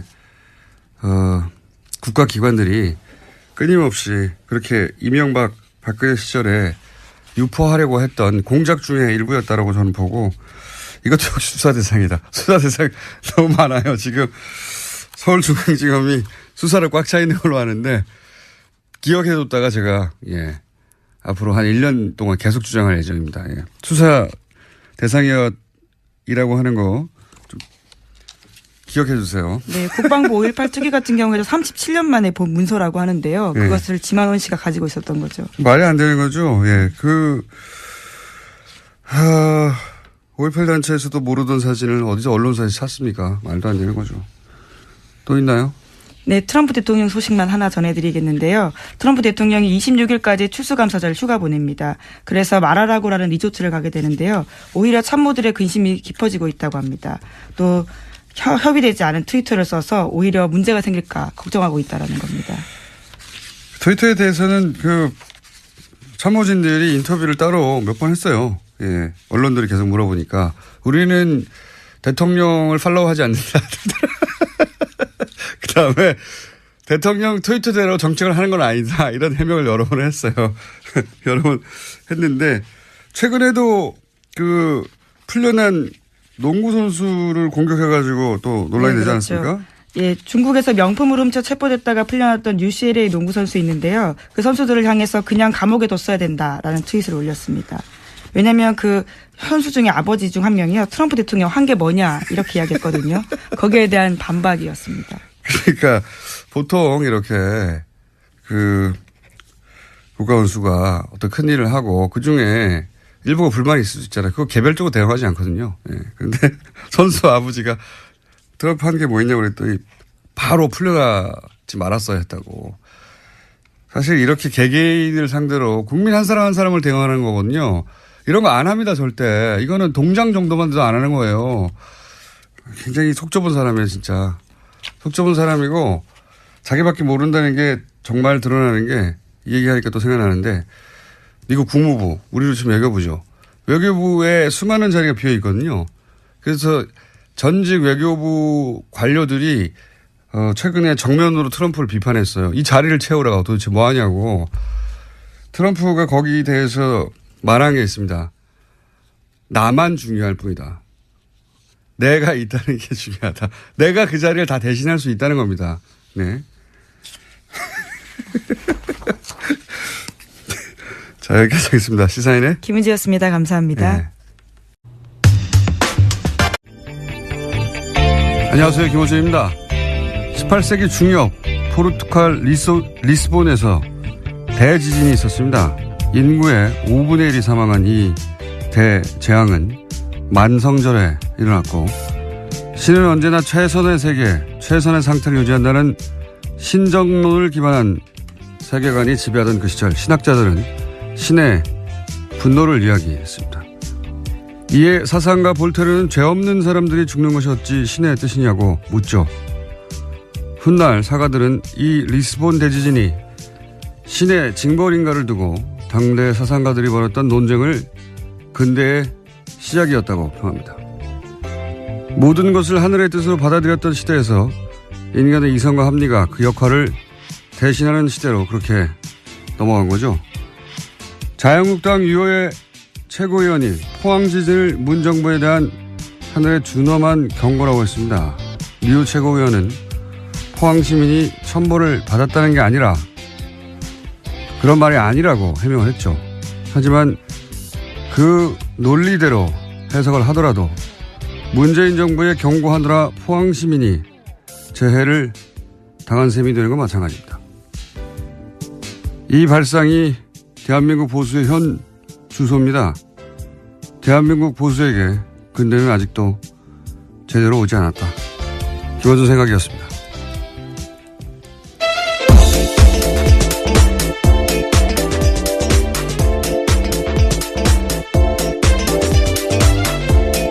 시사인의 김은지입니다. 자, 오늘도 달려볼까요? 네, 다스는 누구 겁니까? 관련된 소식을 가장 먼저 전해드리겠습니다. 요즘 이 뉴스가 여기저기서 자꾸 나오고 있어요. 예. 네, 이명박 전 대통령의 아들 이시영 씨가 다스 핵심 납품업체 한 곳을 또 인수했다라고 어제 JTBC가 보도했는데요. DMI라는 곳입니다. 이 DMI는 다스 납품업체인데 자동차 시트 뼈대를 만드는 곳입니다. 다스 핵심 관계자의 말에 따르면요. DMI 등은 리틀 다스로 불린다라는 건데요. 또 이 DMI는 설립 이후에 흑자 경영을 해오다가 지난해 갑자기 14억 원의 적자를 기록했습니다. 그러면서 매입 가격을 낮추기 위해서 회사를 어렵게 만든 게 아니냐라는 의혹이 나오고 있다고 합니다. 지난번과 마찬가지 케이스죠. 예. 네, 그렇죠. 한번 전해드린 바가 있는데요. 네, 100만 원에 어떻게 600억짜리 다운을 매입했느냐. 알고 보니 100만 원에 매입했더라. 그냥 가져갔다는 얘기죠. 근데 계속 흑자를 내다가 바로 직전에. 네, 인수 직전에요. 네, 적자를 기록했는데 이렇다는 얘기는 뒷거래를 했거나 아니면 일부러 적자가 나도록 다스에서 물량을 주지 않았거나 뭐 그런 케이스 중에 하나일 거라고. 근데 이제 결론은 똑같은 거죠. 결론은 다스가 이제 실소유주 논란을 피할 수 없으니까 이시영 씨에게 비밀리에 승계 작업을 하던 것들이 지금 들키는 와중이다. 이렇게 볼 수 있는 거죠. 네, 핵심 협력 회사들을 통해서 우회해서 경영권을 넘겨주는 게 아니냐라고 전문가들이 의심하고 있습니다. 예전에 삼성 이건희 회장이 이재용 부회장에게 삼성 물려주기 위해서 이제 16억이었던가요 그때? 예. 굉장히 적은 돈이었죠. 예, 16억을 예, 상대적으로. 한 번 주고 그 돈을 정잣돈으로 계속 불려서 전환사채나 이런 방식으로 결국은 이제 몇 조를 만들어서 삼성 전체를 먹게 하는 방법을 사용했는데 이게 크게 문제가 되니까 다른 재벌들은 다른 방법을 쓰기 시작했어요. 그중에 이제 지금 다스가 흉내내고 있는 것은 재벌 2세, 3세 혹은 뭐 4세에게 회사를 하나 세우게 한 다음에 그 회사에게 그 재벌에서 일감을 계속 몰아주죠. 그리고 인수합병을 통해서 등치를 계속 키워서 결국은 본사를 거꾸로 먹는 방식인데 왜냐하면 이렇게 하면 증여세를 피할 수가 있거든요. 예. 대표적으로 이 방식으로 거론되는 게 현대글로비스입니다. 예. 현대글로비스 예를 들어서 현대차, 기아차 수출하게 되면 그 운송 물량이 있을 거 아닙니까? 그 물량을 원래 다른 회사가 하던 거를 빼가지고 현대차, 기아차의 해외 수출 운송 물량의 절반 이상을 이제는 현대글로비스가 해요. 그러면 글로비스는 계속 주가가 올라가겠죠. 예. 그리고 그 오른 주가를 가지고 이제 합병을 하거나 주식 교환을 통해서 현대차의 지배 주주가 되어 간다. 뭐 이런 방식인데 재벌들이 많이 하는 방식입니다. 네, 이런 핵심 업체를 인수할 때요. 다스 본사에서 부장급 직원이나 이런 사람들이 나와서 실무 작업을 지휘했다라는 증언도 있습니다. 그리고 근데 인수가 끝나면 다시 다스로 돌아갔다라고 하는 건데요. 회사 이름을 바꾸거나 경영 목표를 결정하는 일 등에 있어서 다스 사람들이 직접적으로 관여했다라는 거죠. 직접적으로 관여했겠죠. 근데 문제는 뭐냐면 다스 이명박 전 대통령은 다스의 주식이 하나도 없거든요. 공식적으로. 그런데 이 다스가 왜 이명박 대통령의 아들에게 승계되고 있느냐. 예. 당연히 실소유주 논란이 나올 수밖에 없고 그 실소유주는 물려받은 사람의 아버지가 실소유주일 수밖에 없으니까 이명박 전 대통령이 거론될 수밖에 없는 거죠. 예. 그런 이야기입니다. 네. 어제 JTBC 보도는 이명박 전 대통령이 실소유주 논란이 있는 다스가 이명박 대통령의 아들 이시영 씨에게 재벌들이 하는 방식 판공비라고 불렀어요. 이거 판공비라고 불렀는데 뭐 국회 대책비라고도 하고 여하간 지금 뉴스의 흐름에서 얘기하자면 특수활동비죠 이게. 예. 특활비 판공비라고 불렀던 돈인데 이거가 국회 운영위원장에게 나온단 말이죠. 네, 여당 원내대표가 겸직을 하고 있는 자입니다. 당시 원내대표였거든요. 당시 여당 원내대표였고 홍준표 대표가 2008년 9년 그러니까 이명박 정부 때죠. 근데 지난 대선 후보 토론회 때 김진태 의원이 무슨 말을 했냐면 당시 후보가 홍준표 대표에게 국회 운영위원장 시절에 판공비 일부를 집에 가져간 거 문제 아니냐. 이 워딩은 김진태 의원이 한 겁니다. 예. 그러니까 이 판공비요 말하자면.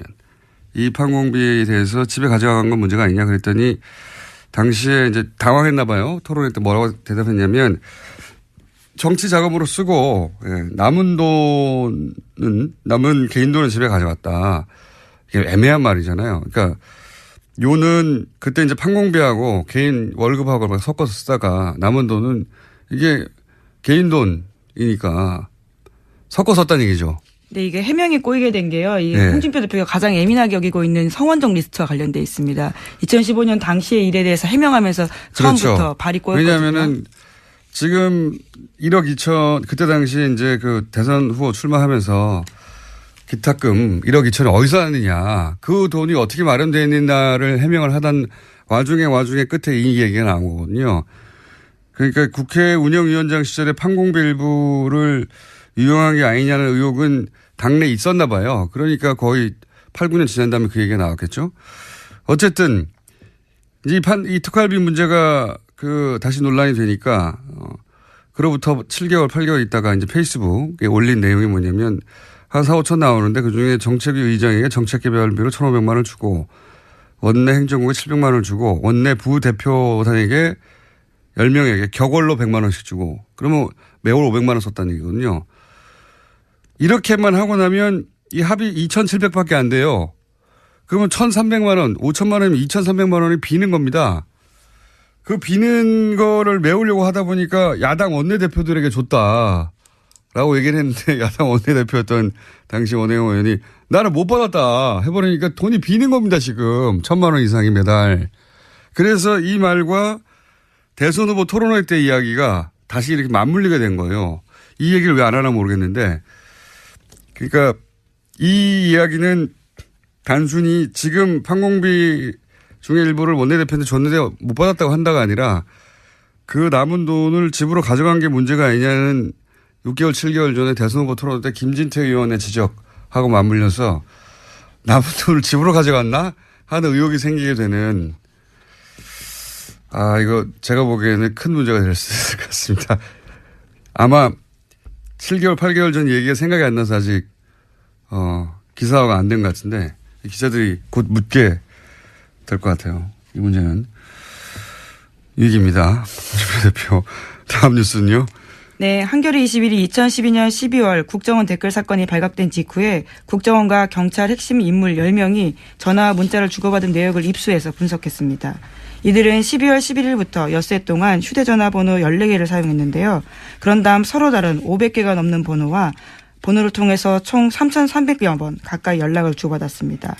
분석한 결과에 따르면 예상대로 국정원, 경찰, 새누리당의 통화 내역이 나왔는데요. 여기에 새롭게 나온 게 있습니다. 청와대인데요. 이명박 정부의 청와대 시절에 여러 가지 통화를 했다라는 지점들이 나오는데 이와 관련되어 있는 인물들이 하금열 청와대 비서실장, 이달곤 청와대 정무수석, 이아무개 청와대 비서실장 선임행정관 등입니다. 그게 나오는 게 정상이죠. 예. 나오는 게 정상이죠. 네, 지금까지 밝혀지지 않았던 사실이라서요. 네, 청와대, 국정원, 경찰, 새누리당의 커넥션이 있지 않겠냐라고 당시도 이야기했었고, 예. 근데 이제 그 우울증이 이제 처음 나온 거죠. 예. 왜냐하면 한 달 전쯤에도 얘기했던 것 같은데 서로 입을 맞추지 않으면 있을 수 없는 일이죠. 대선 후보 토론회 때 당시 박근혜 후보가 문재인 후보에게 그 국정원 여직원한테 수사 결과 아무것도 안 나오면 책임지라 그런 말을 하고 나서 토론회 끝나자마자 경찰이 아무것도 안 나왔다고 발표를 하죠. 중간 수사 결과. 심지어 중간 수사 결과 발표라고 이야기했습니다. 말도 안 되게. 예. 그리고 곧이어서 국정원에서는 고소고발을 하죠. 예. 바로 보도자료를 내고요. 관련된 사실에 대해서 공박을 시작했습니다. 이게 1년의 순서대로 주르륵 이어진 거거든요. 예. 그거를 짜지 않고 어떻게 했겠냐. 이 사실은 저는 이게 아주 큰 수사 대상이라고 보는 것이 그랬다는 얘기는 당시에 청와대, 경찰, 국정원이 명백하게 대선에 개입한 거거든요. 선거 개입. 요 선거 개입 건만으로도 큰 건이 됩니다. 이 국정원과 청와대와 국정원과 경찰과 새누리 당이 각각 한 몸으로 대선에 개입했다는 얘기잖아요. 실제 특정 사건을 아무런 혐의가 없다고 발표를 중간에 근거 없이 해버리고 국정원은 거기 고소고발을 한다고 하고 대선 후보는 거기에 맞춰서 토론을 하고 질문을 하고.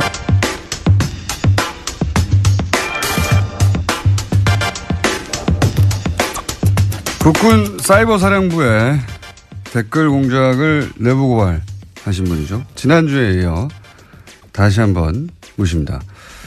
사이버사령부 530 심리전단 김기현 전 부이사관님 나오셨습니다. 안녕하십니까? 네, 안녕하십니까? 예. 지난주에 밝혀주셨죠. 다금바리 아이디를 사용하신. 그리고 이걸 최초로 세상에 보도한 KBS 파업 중인 이재석 기자 나오셨습니다. 안녕하십니까? 네, 안녕하세요. 예.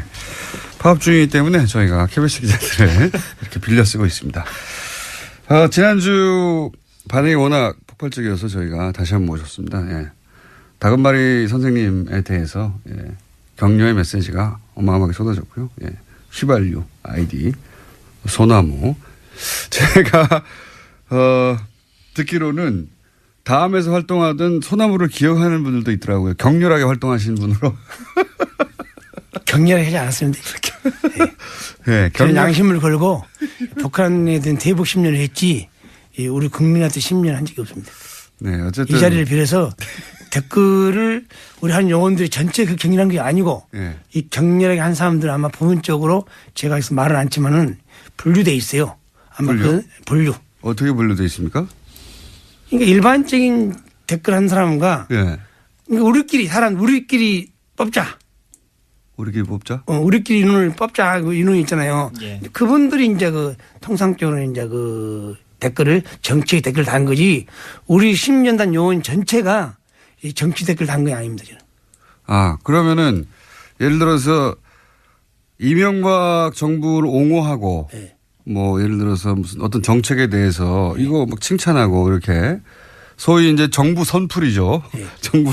정부를 옹호하는 댓글을 다는 팀과 그게 아니라 야당을 공격하고 뭐 야당 특정 지역을 비하하고 이런 댓글을 다는 팀이 따로 있었어요? 그러니까 저는 이제 어렴풋이 그 야당을 비하한다는 그 눈치를 채고 소문은 알았지만은 저는 제가 안 하니까 그걸 모르죠. 통상적으로 그때 몰랐었는데 우리가 어떻게 되냐면은 분포도가 있어요. 분포도. 심리도, 국방, 군사, 안보, 한미동맹, 기타.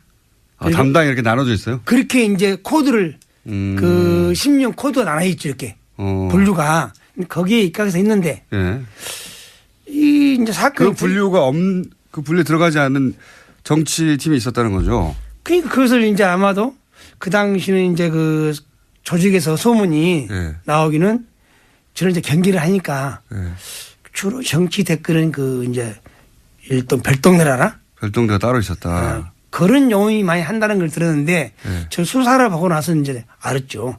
터지고 나서니까. 근데 그 일부 요원들은 그야말로 정책 측면 지원을 한 거이지 야당한테 비한다든가 특정 정치를 비한다는 저는 몰랐어요, 솔직히. 그때는 당시에는 모르셨고 별도의 팀이 존재했다. 그런데 나중에 보니까 팀이 존재했다. 그래서 소문이 있었는데 그 사람들은 따로 뽑았다고 말씀하시는 거군요. 뽑는 것이 아니고 거기 안에 내에서도 성분을 분류를 하는 거죠, 약간. 일단 뽑아놓고 성부를. 이제 직원이 이제 우리가 처음에 출발할 때는 60명 출발했으니까. 거기 보강될 때도 쭉 보면 들어온 걸 따라서 이제 인원의 성향을 좀 분석하는 거죠. 저 사람 반항성이 있다, 없다. 사이버 사령부 내에 이 심리전단 안에서도 다시 성분 분석을 했다. 그래서 그 사람들에게만 이런 정치 댓글을 시켰다. 그렇죠. 그렇습니까? 예. 네. 그 보안을 유지하기 위해서. 그걸 어떻게 아셨어요? 저는 이제 그런 눈치, 어렴풋이 눈치는 어떻게 채셨어요? 어렴풋이 않은 데가 아침에 가서 이제 검색을 하죠. 네. 검색을 하는데 이상하니 우리 아이디가 눈에 튀는 아이디가 나온 거예요, 저한테. 네, 우리 아이디가 나왔는데. 거의 아는 아이디가. 네. 근데 뭐 전라도띵 황호새끼. 전라도 홍새끼라는 거를 아는 아이디가 쓰고 있더라. 많이 보이는 아이디가. 네, 네. 이거 혹시 우리 요인들 아니나 그 의심을 맞았는데 여기 사건이 터지고 수사가 진행되니까 그걸 다 우리 요원들이 했더라고요. 어허. 그러니까 이제 매우 노골적인 그러니까 야당 정치인들을 비난하고 특정 지역을 비난하는 그런 매우 노골적인 아주 저질의 댓글을 다는 요원들은 별도로 아주 별도로 좀 관리가 돼 있었고 김 선생님 같은 경우는 일반적인 댓글 예를 들면 이제 제주 해군기지라든가 4대강이라든가 근데 이것도 하시면 안 됩니다. 엄밀히 얘기하면 그렇죠. 그것도 본인의 정체를 숨기고 이제 하신 거라서 군이 청와대 정책을 홍보하실 이유는 없어요. 없는데 표정이 또